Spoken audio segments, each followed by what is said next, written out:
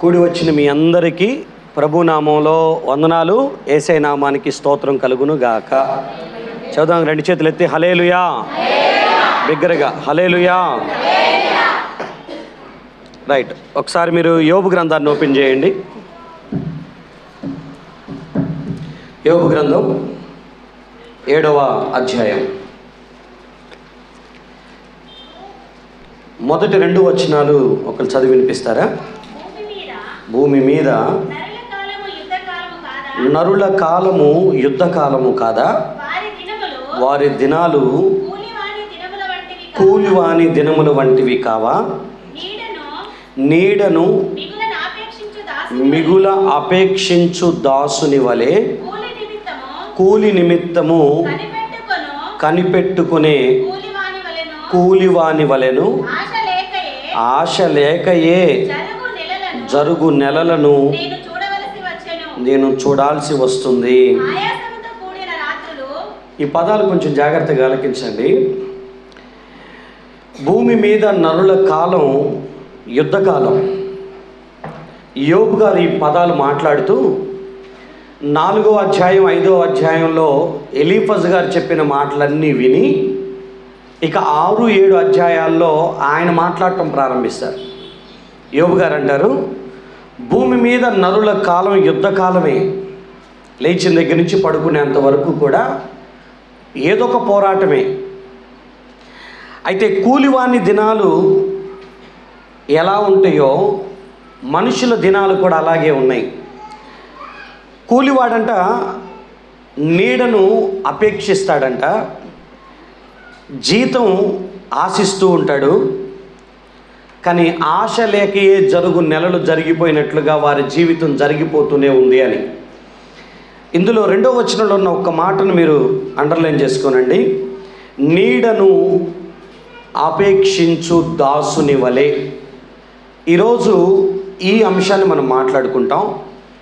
నీడను అపేక్షించటం, నీడను కోరుకోవటం. ఈరోజు మన ప్రసంగం నీడ. ఏంటది చెప్పండి ఒకసారి నోటితో. నీడను ఆపేక్షించుట అనండి ఒకసారి. ఇది మన మాట. ఒక కూలివాడు, ఒక దాసుడు అలసిపోయిన ప్రతిసారి ఎక్కడైనా ఒక నీడ దొరికితే ఆ నీడన అలా కూర్చుండటానికి, సేద తీర్చబడటానికి, విశ్రాంతి పొందటానికి ఆశిస్తూ ఉంటాడు. ప్రతి పని చేసేవాళ్ళు చేయగా కష్టం చేయగా ఆ కొద్దిపాటి విశ్రాంతి కోసం ఏదైనా నీడను వెతుక్కుంటారు, ఆ నీడను వెళ్ళి కూర్చుంటారు. సో నీడ ప్రతి ఒక్కరికి వారి పనులు చేస్తున్నప్పుడు ఖచ్చితంగా అవసరం. సేద తీర్చబడటానికి కావాల్సినటువంటి ఒక రెస్ట్ ప్లేస్ అన్నట్టు. మీరు ఒక రైతును చూస్తే కలుపు తీస్తుంటాడో, నాట్లేస్తుంటాడో, మందు కొడుతుంటాడో, ఏదో ఎండలో కష్టపడి ఒక 2-3 గంటల తర్వాత తినేటప్పుడు లేకపోతే అలసిపోయిన దేహానికి కొంచెం కుదుట పడటం కోసం ఒక చెట్టు నీడకి వెళ్ళిపోయి అలా కూర్చొని అలా కొంచెం సేద తీరుతాడు. మరింత ఇంకో 2 గంటలు కష్టపడాలని అంటే రైతు ఎలాగైతే నీడను ఆశ్రయిస్తాడో గొర్రెల మందను మేపుతున్నటువంటి కాపరి కూడా ఎండలో వాటిని మేపి చివరికి తనకైనా పశువులకైనా విశ్రాంతి దక్కాలి అని అంటే ఒక చెట్టు నీడకి తీసుకొని వెళ్ళి వాటిని అలా కూర్చోబెడతాడు. తాను విశ్రాంతి తీసుకుంటాడు, వాటికి కూడా విశ్రాంతిని కలుగజేస్తూ ఉంటాడు. అంటే మనుషులకైనా లేదా ఇతర ప్రాణులకైనా వారు కష్టపడిన తర్వాత విశ్రాంతిని అనుభవించాలని అనుకుంటూ ఉంటాం. ఉదయం నుంచి సాయంత్రం దాకా కష్టపడిన వాళ్ళు గూటికి ఎందుకు చేరతాము అని అంటే అక్కడ అంత ముద్ద తిని కొంచెం అలా నిద్రపోయి విశ్రాంతి తీసుకొని మరలా రేపటి పోరాటాలకి మనల్ని శరీరాన్ని సిద్ధపరచుకోవటానికి. ఈ ప్రసంగాన్ని కొంచెం మీరు శ్రద్ధగా ఆలకించాలి. ఈరోజు కొన్ని మాటలు నొచ్చుకున్నా కూడా మీరు జాగ్రత్తగా వినాలి. పరమగీతాల్లో 1వ అధ్యాయంలో 6వ వచనం 7వ వచనాన్ని మీరు జాగ్రత్తగా చూస్తే అక్కడ ఉన్నటువంటి అమ్మాయి ఒక పదం మాట్లాడుతుంది. నేను నల్లని దానను, కాబట్టి నన్ను నేను చిన్న చూపు చూడొద్దు మీరు. నేను ఎందుకు ఇలా అయిపోయాను అని అంటే నేను ఎండ తగిలిన దానను. నా అన్నలు నన్ను తోటకి కాపలా పెట్టారు. ఆ ఎండలో ఆ పని చేస్తున్నప్పుడు ఎండ తగిలి నేను నల్లని దాననయ్యాను అని చెప్పి 7వ వచనంలో తన ప్రియుడితో ఒక పదం మాట్లాడుతుంది. చదవండి అన్నమాట. నా ప్రాణప్రియుడా, నీ మందలను నువ్వు ఎక్కడ మేపుతావో మధ్యాహ్నమున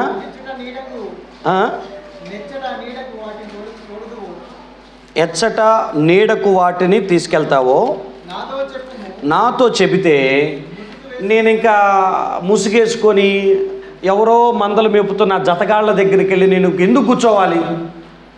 నా ప్రియుడా, నేను వాళ్ళ దగ్గరికి వెళ్ళి కూర్చోవటం అంటే ముసుగేసుకొని మరి అక్కడికి వెళ్ళి నేను కూర్చునే కంటే నేను ఎండ తగిలిన దాన్ని నాకు విశ్రాంతి కావాలి కదా అని చెప్పేసేసి ఎవరి దగ్గరికి పడితే వాళ్ళ దగ్గరికి ముసుగేసుకొని వెళ్ళి కూర్చోవలసిన కర్మ నాకేంటి?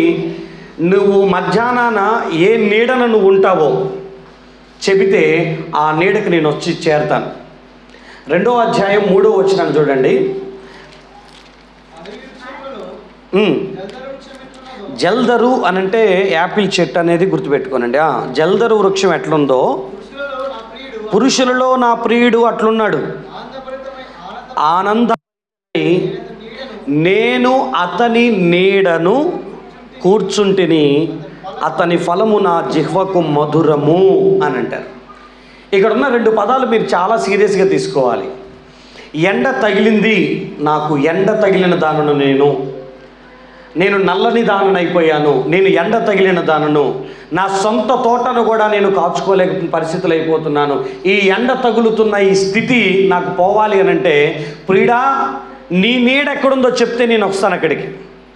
నేను ప్రస్తుతానికి ఏం చేస్తున్నానంటే ముసుగేసుకొని జతగాళ్ళు కొంతమంది ఎవరైతే మేపుతున్నారో వాళ్ళ నీడకి వెళ్తున్నాను. అక్కడికి వెళ్తే నేను సేఫ్గా ఉంటానన్న గ్యారంటీ నాకు లేదు. విశ్రాంతి తీసుకోవటం కోసం నీడకి వెళ్ళి నేను ఎక్కడ ఇంకొకరి చేతికి బలైపోతానన్న భయంతో అక్కడ కూర్చోవలసిన అవసరం ఉంది. నీ నీడ నేను రావాలనుకుంటున్నాను, నీ నీడన కూర్చోవాలనుకుంటున్నాను, నీ నీడలో నేను ధైర్యంగా ఉంటాను, నీ నీడలో నేను సేద తీర్చబడతాను, నీ నీడలో ఫలాన్ని కూడా అనుభవిస్తాను, అవి మధురమైనటువంటి ఫలాలను నా జిహ్వకు నేను అందించుకోగలుగుతాను. సో కాబట్టి నాకు నీ నీడ కావాలి అని ఆమె కోరుకుంటూ ఉంటుంది. ఈరోజు ఈ పదాన్ని జాగ్రత్తగా వినండి. నీడ అన్నది బైబిల్లో షెల్టర్, రెఫ్యూజ్ లేకపోతే ప్రొటెక్షన్ ఇలాంటి పదాలతో చేర్చబడింది.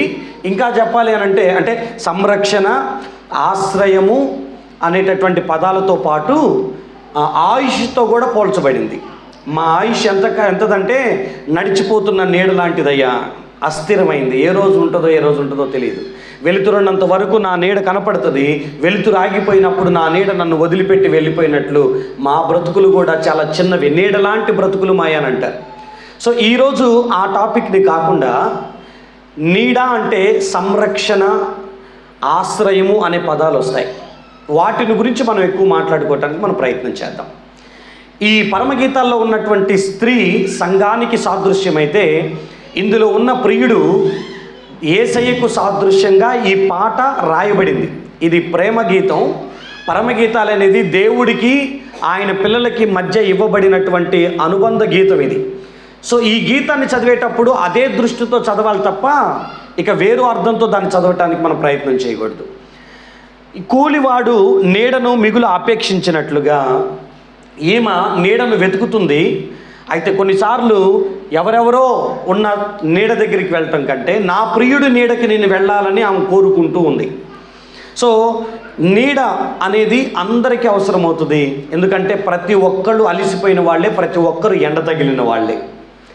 ఎండ తగిలి నల్లగైపోయటం అనంటే ఇదిగో శ్రమ, కష్టం, నింద, అవమానం, కరువు, ఇరుకు, ఇబ్బందులతో ఉన్నటువంటి మన జీవితాలు ఎండకు తగిలిన జీవితాలుగా పోల్చబడ్డాయి బైబిల్లో. నీడను ఆశ్రయించే వాళ్ళు ఎవరనంటే ఎండ తగిలినటువంటి వాళ్ళు నీడకి వెళ్ళాలని ఎలా కోరుకుంటారో, కష్టంతో శ్రమతో నలిగిపోతున్నటువంటి జీవితాలు అయినటువంటి నేను నీడను అపేక్షించే కూలివాడిగా అయిపోయాను. యోబు ఇదే బాధపడుతూ ఉంటాడు. నాకు ఆశే లేనటువంటి రోజులు చూస్తున్నాను, నాకు నీడ దొరకట్లేదు, నిలువ నీడ నాకు లేకుండా పోతుంది. నాకు సంరక్షణ లేదు, నాకు విశ్రాంతి లేదు, నాకు ఫలము లేదు. నేను కూలివాడు నీడను మిగులు అపేక్షించినట్లుగా వెతుకుతున్నాను, కానీ నాకు నీడ దొరకట్లేదు. ఒకవేళ నీడ దొరికినా ఎవరో జతగాండ్ల దగ్గరికి వెళ్ళి అక్కడ భయంతో బ్రతకాల్సి వస్తుంది. నాకు అక్కడ సేఫ్టీ లేదు, నాకు అక్కడ భద్రత లేదు, నాకు అక్కడ ఫలము లేదు, నాకు అక్కడ విశ్రాంతి నెమ్మది లేదు. ప్రియుడా, నీ నీడ నాకు చెబితే నీ నీడను వచ్చి కూర్చుంటాను. ఎందుకనంటే నువ్వు అందరిలాంటి వ్యక్తివి కాదు. ఆ పోలిక చూడండి, అడవి వృక్షంలో జల్దరు వృక్షం ఎలాంటిదో పురుషులలో నా ప్రియుడు అలాంటి వాడు, ప్రత్యేకమైనటువంటి వాడు, మిగతా వారిలాగా కాదు. నా ప్రియుడు నీడన నాకు నెమ్మది దొరుకుతుంది, అతని ఫలములను నేను నా జిహ్వకు మధురంగా నేను అనుభవించగలుగుతాను అని. బైబిల్లో నీడ అనేటటువంటి అంశాల్లో నేను ప్రత్యేకంగా ఒక 3 అంశాలు చెప్తాను, కొంచెం జాగ్రత్తగా మీరు వాక్యాన్ని వినాలి. సో నీడను ఆశ్రయించటం అనేది ఈ 3 రకాల విధానాలకు వస్తాయి. ఒకటి విశ్రాంతి కోసం, రెండోది సంరక్షణ కోసం, మూడోది ఫలాన్ని అనుభవించటం కోసం. అయితే సంఖ్యాకాండం 14వ అధ్యాయాన్ని మీరు ఒకసారి ఓపెన్ చేయండి. 9వ వచనాన్ని మీరు చూడండి. సంఖ్యాకాండం 14వ అధ్యాయం 9వ వచనం. ఇది శత్రువుల గురించి మాట్లాడేదే అయినా మీకు టాపిక్ అర్థమవటం కోసం ఇది ఉపయోగపడింది.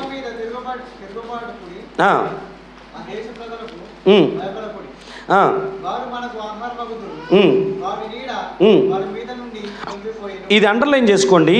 వారి నీడ వారి మీద నుంచి తొలగిపోయింది.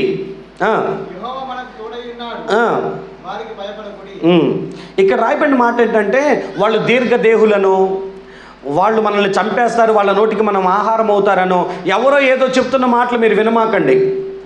వారిని చూస్తుంటే వారి నీడ వారి మీద నుంచి తొలగిపోయింది, వాళ్ళకి ఇక సంరక్షణ లేదు, వాళ్ళకి ఎలాంటి సహాయం చేసేటటువంటి ప్రొటెక్షన్ చేసేటటువంటి వ్యక్తులు లేరు. మన పక్షాన మాత్రం మన దేవుడు ఉన్నాడు, మీరు భయపడాల్సిన అవసరం లేదు, వారిని మీరు గెలుస్తారు అని చెప్పే సందర్భం. కానీ ఇక్కడ తీసుకోవాల్సింది మీరు వారి నీడ వారి మీద నుంచి తొలగిపోయింది కాబట్టి ఇప్పుడు వారిని మనం గెలవగలుగుతాము. మనిషి మీద నీడను వెతికే వాళ్ళు ఒకళ్ళైతే ఉన్న నీడను కోల్పోయినటువంటి వాళ్ళు ఇంకొకళ్ళు, ఎండ తగులుతుంది నాకు నీడ అవసరమని రోధిస్తున్నటువంటి వాళ్ళు కొంతమంది. మన జీవితంలోకి వద్దాం. అప్పుడప్పుడు మాట్లాడతాం నిలువ నీడ లేని మా బ్రతుకులు అని మాట్లాడుతూ ఉంటాం. అంటే దాని అర్థం చెట్టు నీడ దొరకట్లేదు, ఇంటి నీడ దొరకట్లేదు అని కాదు, కనీసం మాకంటూ చెప్పుకోవటానికి ఒక దిక్కు లేకుండా అయిపోయారు అని. కష్టం వస్తే మాకు అండగా నిలబడటానికి, మాకు నీడగా నిలబడటానికి ఒకళ్ళు లేరే అని. ఆపద వస్తే ముందు నుంచొని ఆపద రాకుండా ఆపగలిగే వాళ్ళు మా జీవితంలో ఒకళ్ళు లేరే అని. నీడ లేని బ్రతుకులు అంటే చులకనవుతుంది చాలామంది జీవితాలు. అరే వాడికి వాళ్ళని కదిలిస్తే అడిగేవాళ్ళ పెట్టేవాళ్ళ ఎవరున్నారు? వాళ్ళకి లాగి పెట్టి కొట్టినా తిరిగి మాట్లాడేటటువంటి స్తోమత కలిగిన వాళ్ళు. వారికి ఏ నీడ లేదు, ఏ తోడు లేదు. ఈ పదం మాట్లాడడానికి వాడుతుంటారు ఈ నీడ అని. వాళ్ళ సంరక్షణ వారిని విడిచిపోయింది అన్న చోట వారి నీడ వారికి లేదు. మీరు ఆదికాండం 19వ అధ్యాయం దగ్గరికి రండి. ఆదికాండం 19వ అధ్యాయం దగ్గరికి రండి. 9వ వచనాన్ని మీరు చదవండి. లోతు ఇంటికి వచ్చినటువంటి వారిని గురించి లోతు ఒక పదం వాడతారు, చక్కటి పదం. ఈ మనుష్యులు నా ఇంటి నీడకు వచ్చి ఉన్నారు కాబట్టి వారిని మీరు ఏం చేయొద్దు. అందరిని బ్రతిలాడుతున్న విషయం ఏంటో తెలుసా? వారు నా ఇంటి నీడకు వచ్చారు కాబట్టి కాపాడాల్సిన బాధ్యత నాది. నా ఇంట్లో ఉన్న కుమార్తెలనన్నా పంపిస్తానేమో, కానీ నా ఇంటి నీడకు వచ్చిన వారిని నేను కాపాడుకోవాలి. అయ్యలారా, ఇదిగో నా ఇంటి నీడకు వచ్చిన వారిని మీరేమీ చేయొద్దు అని అంటాడు. మీరు వాక్యాన్ని చాలా శ్రద్ధగా వినండి, 5-10 నిమిషాలు, ఆ తర్వాత నా ప్రసంగాన్ని ప్రారంభిస్తాను. నా ఇంటి నీడకు వచ్చారు అంటే దాని అర్థం నేను వీరిని ఇక కాపాడాలి, వారికి ఇక్కడ ఆశ్రయం కలగాలి, వారికి ఇక్కడ భద్రత కలగాలి. అయితే చాలామందికి నీడ తొలగిపోతున్న స్థితి ఒకటైతే, నీడ దొరకక బాధపడుతున్న వాళ్ళు ఒకళ్ళు, నీడ కోసం రోధిస్తున్నటువంటి వాళ్ళు ఇంకొకళ్ళు. నిలువ నీడ లేదు అని అనుకున్నప్పుడు కాపాడే వాళ్ళు లేరు అనే అర్థం వస్తుంది, భద్రపరిచే వాళ్ళు లేరు అనే అర్థం వస్తుంది, ఏ దిక్కు లేని వాళ్ళు అని అర్థం వస్తుంది. నాకు గట్టిగా ఏడవాలనిపిస్తే నా బాధను చెప్తే విని నన్ను ఓదార్చేటటువంటి ఒక దిక్కు లేకుండా అయిపోయారు అనే మాట వస్తుంది. మన దేశంలో ఉండే సంస్కృతి ప్రకారంగా ఆలోచిస్తే ఆ ఇంట్లో మగ దిక్కు లేరు అంటే దాని అర్థం ఏంటో తెలుసా? ఇక వాళ్ళకి చెప్పుకోవడానికి ఒక నీళ్ళు లేదని అర్థం. గుడ్డోడో ఎడ్డోడో ఓ మనిషి ఉంటే నలుగురు భయపడతారు ఆ ఇంటి మీదకి రావాలని. అంటే వెనక ముందు ఎవరు లేరు అనే పిల్లగాడిని చూస్తే ఎవరికైనా చులకనైద్ది, దగ్గర పిలిచి ఒక దెబ్బ కొట్టి పంపించేటటువంటి పరిస్థితి అయింది. దగ్గరుండి మరి పాడు చేసే పరిస్థితి అయింది. ఎందుకంటే అడగటానికి వాళ్ళకి అయ్యలేడు కాబట్టి, అడగటానికి వాళ్ళకి తల్లి లేదు కాబట్టి. ఎవరైనా సరే నాశనం చేయటానికి, పాడు చేయటానికి రెడీ అయిపోతుంటారు. ఎందుకనంటే అడిగే దిక్క ముక్క వాడికి. వాక్య భాగంలోకి వస్తే నీడలేనివాడు, నీడలేనివాడు ఏం చేస్తాడనంటే ఏ నీడ దగ్గరికి అయితే వచ్చాడో వాడు చెప్పినట్టు చేయాల్సిన పరిస్థితి అయితే. మన లైఫ్లో ఎండ తగిలి శ్రమ పడుతూ ఇబ్బంది పడుతున్నటువంటి స్థితి అయితే నీడ కోసం వెతుకుతున్న పరిస్థితులు ఉన్నాయా? ఒకవేళ సంరక్షణ లేక, ప్రొటెక్షన్ లేక, రోజు రోజుకి భయంతో బ్రతుకుతున్నటువంటి, సంరక్షణ లేనటువంటి స్థితిలో ఒకవేళ కొన్ని కుటుంబాలు ఉన్నాయా, కొన్ని జీవితాలు ఉన్నాయా? ఈరోజు ఈ ప్రసంగాన్ని జాగ్రత్తగా వినండి. నీడ వెతుకుతున్న పరిస్థితులు ఉన్నాయి. నా ప్రసంగాన్ని మీ జీవితాలకు ఆపాదించుకోనండి. అంటే నువ్వు వెతుకుతున్నటువంటి ఆదరణ నీడ, సంరక్షణ నీడ, సమృద్ధి నీడ, నెమ్మదితో కూడిన నీడ, నువ్వు దేని నీడ కోసం అయితే వెతుకుతున్నావో కొన్నిసార్లు ఎమర్జెన్సీ ఏం చేసిందో తెలుసా? ఏదొకట్లే అని ఏ నీడ పడితే ఆ నీడ దగ్గరికి వెళ్ళిపోవాల్సి వచ్చింది. మా పరిస్థితి అట్లుందయ్యా నమ్మాల్సి వచ్చింది, మా పరిస్థితి అలా ఉందయ్యా వెళ్ళాల్సి వచ్చింది, మా పరిస్థితి అలా ఉంది, మా ఎమర్జెన్సీ అలా ఉంది, అత్యవసరాన్ని బట్టి వాళ్ళు చెంత చేరాల్సి వచ్చింది. అత్యవసరాన్ని బట్టి ఇప్పుడు వాళ్ళు మోసం చేస్తే మోసపోతున్నాం, వాళ్ళు కొడితే కొట్టించుకుంటున్నాం, వాళ్ళు తిడితే తిట్టించుకుంటున్నాం, వాళ్ళు మా దగ్గర లాగేసుకుంటే మేము ఏమి చేయలేక అలాగ చూస్తున్నాం అంతే. ఏంటయ్యా పరిస్థితి అంటే మమ్మల్ని అడిగి మాకు నిలబడే దిక్కేది, మా పక్షాన నిలబడే నీడేది? ఆ నీడ లేదు. అందుకని మా బాధ. మీకు బైబిల్లో 3 రకాల నీడలు ఎంత ప్రమాదమో నేను మీతో చెప్తాను.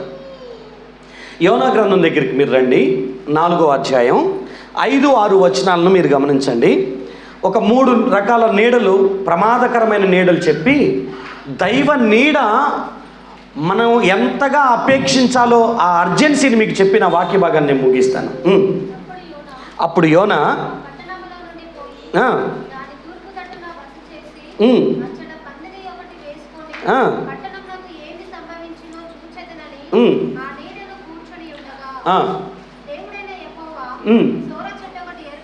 సొర చెట్టు ఒకటి ఏర్పరిచి శ్రమ పోగొట్టడం కోసం అంట అది పెరిగి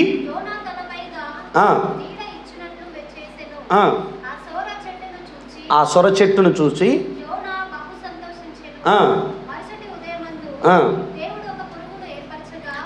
టాపిక్ మీకు అర్థమైంది కదా? మనకి యోనా గురించి తెలుసు కదా? ఇటువైపు చూడండి, నేను విషయం చెప్తాను వినండి. ఆడ ప్రతి పదం మీరు అండర్లైన్ చేసుకోవాలి. ప్రతి పదాన్ని ఎలా ఉంటుందో తెలుసా? యోనా ఆ పట్టణానికి ఏం సంభవించిద్దో అని ఒక కొండ మీదకి వెళ్ళి కూర్చొని చూస్తూ ఉంటే తన కళ్ళ ముందే ఒక సొర చెట్టు మొలిచిందంట. అంటే దేవుడే దాన్ని కలుగజేశాడు. ఆ సొర చెట్టు తన తల మీదుగా వచ్చి ఒక నీడను ఏర్పాటు చేసిందంట ఆయనకి. ఆ నీడ క్రింద ఆయన ఆనందిస్తున్నాడు అని రాస్తుంది. ఇంతకీ ఆ సొర చెట్టు అతని తల మీదకి ఎందుకు నీడగా మారింది? దేవుడు ఎందుకు ఆ నీడనిచ్చాడు అని అంటే ఆయన ఒక పాయింట్ అక్కడ రాపిచ్చారు. యోనాకున్న శ్రమ పోవటం కోసం అంట దేవుడు ఒక సొర చెట్టుని, నీడని ఆయన కలుగజేశాడంట. నీడ ఎండ తగలకుండా, శ్రమ రాకుండా అడ్డుకోగలిగేటటువంటి ఒక ప్రొటెక్షన్ అది. ఇక్కడ కూర్చున్నటువంటి ఆ కొద్ది రోజులు లేకపోతే ఆ ఒక్కరోజంతా ఆనందిస్తున్నాడు, ఆస్వాదిస్తున్నాడు, నెమ్మదితో ఉన్నాడు, చాలా హ్యాపీగా ఉన్నాడు. ఆ నీడలో ఆనందభరితుడై ఉన్నాడు యోనా. మరుసటి ఉదయాన దేవుడు ఒక పురుగును పంపిస్తే ఆ పురుగు ఏం చేసిందంట? ఆ సొర చెట్టుని తినేసిందంట. ఇక ఎండిపోయిందంట కళ్ళ ముందే. ఎండిపోయిన ఆ సొర చెట్టు విషయమై ఇక ఈయన మాట్లాడే తెలుసా? ఈ బ్రతుకు బతికే కంటే చెప్పరు ఏది, తాను వెత్తకుండా, తన ప్రమేయం లేకుండా, తనకు కలిగినటువంటి ఒక సొర చెట్టు ఒకరోజు మాత్రమే ఉన్నటువంటి, ఒకరోజు ఆనందం కోసం కూర్చున్నటువంటి ఆ నీడ తొలగిపోతే ఈయన సచ్చిపోతా అంటున్నాడు. ఈయన ఈ నీడని ఏమంటారు తెలుసా? టెంపరరీ నీడ అంటారు దీన్ని. అంటే ఒకరోజు మాత్రమే ఉన్నది. ఈ షెల్టర్స్ని చాలామంది ఆశ్రయిస్తూ ఉంటాం. ఎట్లా అంటే ఒకరోజు ఆనందం కోసం, కొద్ది రోజులు ఆనందం కోసం, టెంపరరీ ప్లెజర్ ఏదైతే మనకి ఇస్తుందో, ఆనందాన్ని ఇస్తుందో, ఆ రిలేషన్ కోసం ఆ గొడుగు కిందకి వెళ్ళి చేరతాం, ఆ నీడ కిందకి వెళ్ళి ఆనందిస్తూ ఉంటాం. ఎప్పటిదాకో తెలుసా? అది మన దగ్గర నుంచి వాళ్ళ నెత్తి మీద నుంచి ఆ ప్రొటెక్షన్ పోయినట్లుగా, వాళ్ళ నీడ వారిని తొలగిపోయినట్లుగా, సొర చెట్టు ఎండిపోయినట్లుగా ఒక రోజున అది మన జీవితంలో నుంచి వెళ్ళిపోతుందని తెలియకనే ఆ నీడను కూర్చొని ఆనందిస్తూ ఉంటాం. శ్రమ పోయిందిలే, ఇక్కడికి వచ్చేసాంలే, ఇక ఏమీ కాదులే అనేటటువంటి టెంపరరీ నీడ ఒకటి ఉంటుంది. ఈ నీడ ఒక రోజున మిమ్మల్ని ఏం చేసిందంటే నిరాశలోకి తీసుకెళ్ళిద్ది, అయ్యో వెళ్ళిపోయింది అని. ఒకరోజు మిమ్మల్ని సూసైడ్ చేసుకునేంత నిస్పృహలోనికి తీసుకుని వెళ్తే, డిప్రెషన్లోకి తీసుకుని వెళ్ళిపోతూ ఉంటుంది. నువ్వు విత్తని నీడ, నీ కష్టం లేని నీడ, నీ ప్రమేయం లేకుండా నీ మీదకి వచ్చి గొడుగుగా వచ్చి నీకు ప్రొటెక్షన్ ఇస్తుందంటే నమ్మొద్దు దయచేసి. నా పదాలను మీరు ఇండైరెక్ట్గా అర్థం చేసుకోవడానికి ప్రయత్నం చేయండి. ఎవరో వచ్చారు నేను మీకు ప్రొటెక్షన్ ఇస్తామని, ఎవరో వచ్చారు మేము మీకు అండగా ఉంటామని, ఎవరో నీ ప్రమేయం లేకుండా, నీ కష్టం లేకుండా నీకేదో మంచి చేయాలన్నట్టుగా నీ మీద గొడుగు పెడుతుంటారు చూసారా కొంతమంది. ఈ గొడుగును నమ్మి ఆ నీడలో నువ్వు బ్రతకడానికి ఇష్టపడ్డావు అనుకో, 4 రోజులు మాట్లాడిన ప్రేమ మాటలు, 4 రోజులు మాట్లాడిన తీయటి మాటలు, 4 రోజులు చేసిన సహాయాలు, 4 రోజులు నీ వెనకాల వచ్చి నీ కోసమే బ్రతుకుతున్నారన్నట్టుగా చేసినటువంటి కొన్ని పనులు, 4 రోజులు నీ వెనక తిరిగి ఖర్చు పెట్టిన రూపాయి ఖర్చు, ఇదంతా టెంపరరీ నీడ. దీన్ని ఆశ్రయించాము, దీన్ని కోరుకున్నాము అని అంటే మాత్రం సర్వనాశనం అయిపోతాం. ఇన్ని జీవితాలు అంటే తాత్కాలిక ఆనందాల కోసం ఏ నీడను పడితే ఆ నీడను వెళితే. పరమగీతాల్లో ఆ స్త్రీ చాలా చక్కగా మాట్లాడింది. ముసుగేసుకొని మరి ఎవరో నీడ దగ్గరికి వెళ్ళటం కంటే నువ్వెక్కడ మేపుతున్నావో చెప్పు, ఏ నీడ, నీ నీడ ఎక్కడుందో చెప్తే నీ నీడను వచ్చి కూర్చుంటాను అని అంటే. నాకు ఇక్కడ విశ్రాంతి కంటే సేఫ్టీ చాలా ముఖ్యం కాబట్టి నాకు నీ దగ్గరే సేఫ్టీ దొరుకుతుంది కాబట్టి అక్కడికి వస్తాను అని. బైబిల్లో కొంతమంది ఉన్నారు తాత్కాలిక ఆనందాల కోసం ఆ నీడను చేరి బ్రతుకుల్ని నాశనం చేసుకున్నవాడు. ఆయన పేరు ఏశావు. ఒక్క పూట కూడు అంతే, ఒక్క పూట కూటి కోసం జ్యేష్ఠత్వాన్ని అమ్మేశాడంట, భ్రష్టుడయ్యాడంట, వ్యభిచారిగా మారిపోయాడంట, ఆశీర్వాదానికి దూరమై శాపాలను మాత్రమే మూటగట్టుకున్నాడు ఆయన. ఏశావు ఒక్క పూట కూటి కోసం వెళ్ళిపోయినట్లుగా మనలో చాలామంది ఆ ఒక్క పర్సన్ యొక్క మాటలు, ఆ ఒక్క పర్సన్ యొక్క జీవితం నుంచి వచ్చేటటువంటి కొన్ని బెనిఫిట్స్ కోసం ఆ నీడలోనికి వెళ్ళిపోతాం. మనకే తెలీదు, ఎందుకంటే ఇది ఆనందాన్ని కలిగించేసేది కాబట్టి, సంతోషాన్ని ఇచ్చేది కాబట్టి, ఆ పూట కడుపు నింపేది కాబట్టి, దాని తర్వాత వచ్చేటటువంటి పర్యవసానాలు ఆలోచించకుండా ఆ నీడలోనికి వెళ్ళి జీవితాలను ఆగం చేసుకున్న వాళ్ళు ఎంతోమంది. ఏం కాదులే అని అనుకొని వెళ్ళిపోయి, మీకు తెలుసు కదా కొన్ని గింజలు అప్పుడప్పుడు పక్షులకి వేస్తాయి. ఈ రోజుల్లో ఇప్పుడు పుట్టిన జనరేషన్కి ఇది తెలియదు. ఆ రోజుల్లో ఊరబెసుకుని పట్టుకోవాలంటే ఏం లేదు, ఒక శాట పెట్టాలి, కట్టు పెట్టి ఒక దారం పట్టుకొని ఆడ కూర్చోవాలి, తెలుసా, 4 గింజలు వేయాలి, అది దాని కింద పోయినప్పుడు కట్టె లాగాలి, దాని కింద పడింది. అంటే ఎర్రేస్తే పిట్టలు పడిపోయినట్టుగా నీకు కొన్ని గింజలు వేస్తారు ప్రేమగా. నువ్వు నా నీడలోకి వచ్చేంతవరకే కదా బాధ, నా బోన్లోకి వచ్చేంతవరకే కదా బాధ. నీకు ఇవ్వాల్సిన ఆఫర్స్ అన్నీ ఇచ్చుకుంటూ వస్తారు, నీ ఇంటి చుట్టే తిరుగుతుంటారు, నీతో మాట్లాడుతుంటారు, నీ మీద ఏదో కన్సర్న్ ఉన్నట్టుగా వాళ్ళు వ్యవహరిస్తూ ఉంటారు, కానీ చివరికి నిన్ను కప్పేస్తారన్న సంగతి మనం మర్చిపోతాం. ఈ వ్యక్తి కాదు, మీరు బైబిల్లో లోతు అనేటటువంటి వ్యక్తిని చూడండి. అబ్రహాం ఒక మాట అంటారు, ఇదిగో నువ్వు అటు వెళ్తే నేను ఇటు వెళ్తానని మాట్లాడితే, ఇదిగో పచ్చగా దేవుని తోటలాగా ఉంది కాబట్టి నేను సొదొమకి వెళ్ళిపోతాను. పచ్చగా ఉన్న మాట వాస్తవమే, నీళ్లున్న మాట వాస్తవమే, కానీ అక్కడ సేఫ్టీ ఉందా లేదా? నేను, నా పిల్లలు, నా భార్య అక్కడికి వెళ్తే నాకు భద్రత ఉందా? ఆ నీడ, నా సొదొమ నీడకి వెళ్తే అక్కడ మా ప్రవర్తనకి కానీ మా జీవితాలకు కానీ ఏదన్నా భద్రత ఉందా? నా ఆత్మీయ జీవితానికి అక్కడ భద్రత ఉంటుందా? ప్రార్థనాపరుడైన అబ్రహాము నీడలో బ్రతికితే నా జీవితం ఇప్పటి వరకు దీవించబడింది. ఏమీ లేకుండా వచ్చి అబ్రహాము నీడలో మేము ఇంత అభివృద్ధి పొందితే, ఒక టైం వచ్చినప్పుడు ఇదిగో అన్యుల నీడలో లేకపోతే ఆ సొదొమ నీడలో బ్రతకాలన్న నిర్ణయం లోతు జీవితాన్ని ఎంత నాశనం చేస్తుందో తెలుసా? సమృద్ధి ఉందేమో కానీ దొంగల భయం ఉంది అక్కడ. సొదొమ మీదకి శత్రువులు వచ్చి దాడి చేసి అన్ని దొంగిలించుకొని వెళ్ళిపోయారు. ఇది మొదటిది. రెండోది, అక్కడ వాయు వరుసలు లేకుండా బ్రతుకుతున్నారు. ఆ ఇంపాక్ట్ వాళ్ళ కొడుకుల మీద, వాళ్ళ అల్లుళ్ళ మీద పడింది. ఇది రెండోది. మూడోది, దేవుని మాటను ధిక్కరించి వెనక్కి తిరిగి చూసే అవిధేయతతో కూడినటువంటి బ్రతుకులు అక్కడ ఉన్నాయి. ఇది సొదొమ యొక్క నీడలో ఉండేటటువంటి లక్షణాలు. సొదొమ నీడలో ఎప్పుడైతే లోతు వచ్చాడో తన భార్యని ఉపస్తంభంగా అయిపోయేటట్లు చేసుకున్నాడు, తన ఆస్తిని కోల్పోయేటట్టు చేసుకున్నాడు, తన పిల్లలు చనిపోయేటట్టు చేసుకున్నాడు, కడుపును పుట్టినటువంటి ఆడపిల్లలు వ్యభిచారుల ఈ మోయాబీల్ని అమోరీల్ని కనేటటువంటి స్థితిలోకి వెళ్ళిపోయాడు. నేను మీకు ఈ పదాన్ని ఎందుకు మాట్లాడుతున్నానంటే, నీడ దొరికింది కదా అని ఏ నీడను పడితే ఆ నీడను చేరకూడదు. ఆ నీడలో నా ఆత్మీయ జీవితానికి ప్రొటెక్షన్ ఉందా లేదా ఆలోచించాలి. కాదు చాలా మంచోళ్ళు, కాదు చాలా మా గురించి ఆలోచిస్తారు తెలుసా వాళ్ళు. మేము బాగా డెవలప్ అవ్వాలని కోరుకుంటారు తెలుసా వాళ్ళు. ఏ రాత్రి అయినా సరే మా దగ్గరకు వచ్చి మాకు సహాయం చేస్తారు. నీకు తెలుసా? అన్యులు అంటున్నారు కానీ మీరు, వాళ్ళు మాకెంత మేలు చేశారో నీకేం తెలుసు. అర్ధరాత్రి పూట దేవుణ్ణి నమ్ముకున్న వాళ్ళైనా రాలేదు కానీ వాళ్ళు వచ్చారు. అర్ధరాత్రి పూట నాన్న వాళ్ళు రాలేదు కానీ వాళ్ళు వచ్చారు. డబ్బులు కావాలనుకున్నప్పుడు నా అనుకున్న వాళ్ళు ఇవ్వలేదు కానీ వాళ్ళు ఇచ్చారు. నేను అంటున్నాను, ఆ పూట తిండి సరే, నేను అంటుంది ఆ పూట తిండికి కడుపుకి నింపారు, ఓకే. దాని తర్వాత వాళ్ళు నీ నుంచి ఆశిస్తుంది ఏంటో నీకు అర్థమవుతుందా? దీన్ని ఎరగా వేసి నీ జీవితాన్ని ఏం చేయాలనుకుంటున్నారనేది మనకు అర్థమవుతుందనంటే అవి ఆలోచించేంత మెచ్యూరిటీ ఉండదు మనకి. అవి ఆలోచించేంత మెచ్యూరిటీ లేదు. నీడ కావాలి. మన ఎమర్జెన్సీ ఏం చేసిద్దో తెలుసా? ఆ టయానికి వెళ్ళి వాళ్ళ పంచన చేరాలనిపించింది, ఆ టయానికి వెళ్ళి వాళ్ళ నీడను కూర్చోవాలనిపించింది. వాళ్ళు చెప్పింది ఈరోజు విననట్టుంటావు, రేపొద్దున వాళ్ళు ఎలా ఆడమని. కొన్ని బొమ్మలు ఉంటాయి తెలుసా? తోలు బొమ్మల ఆట అంటారు తెలుసా? తెలీదా? తోలు బొమ్మల ఆట తెలుసాక? ఇట్లిట్టి అని వెనకాలవాడు అంటా ఉండంటే ముందున్న బొమ్మలు అట్ట ఎగురుతూ ఉంటాయి. క్రైస్తవులు ఏమైపోతారో తెలుసా? చివరికి వాళ్ళ నీడలోకి వెళ్ళి ఇప్పుడు వాళ్ళు ఈరోజు వద్దు అయితే వెళ్ళను, ఈరోజు అక్కడ పోదాం, సరే వెళ్ళిపోదాం, ఈరోజు మనం తాగుదాం, తాగుదాం,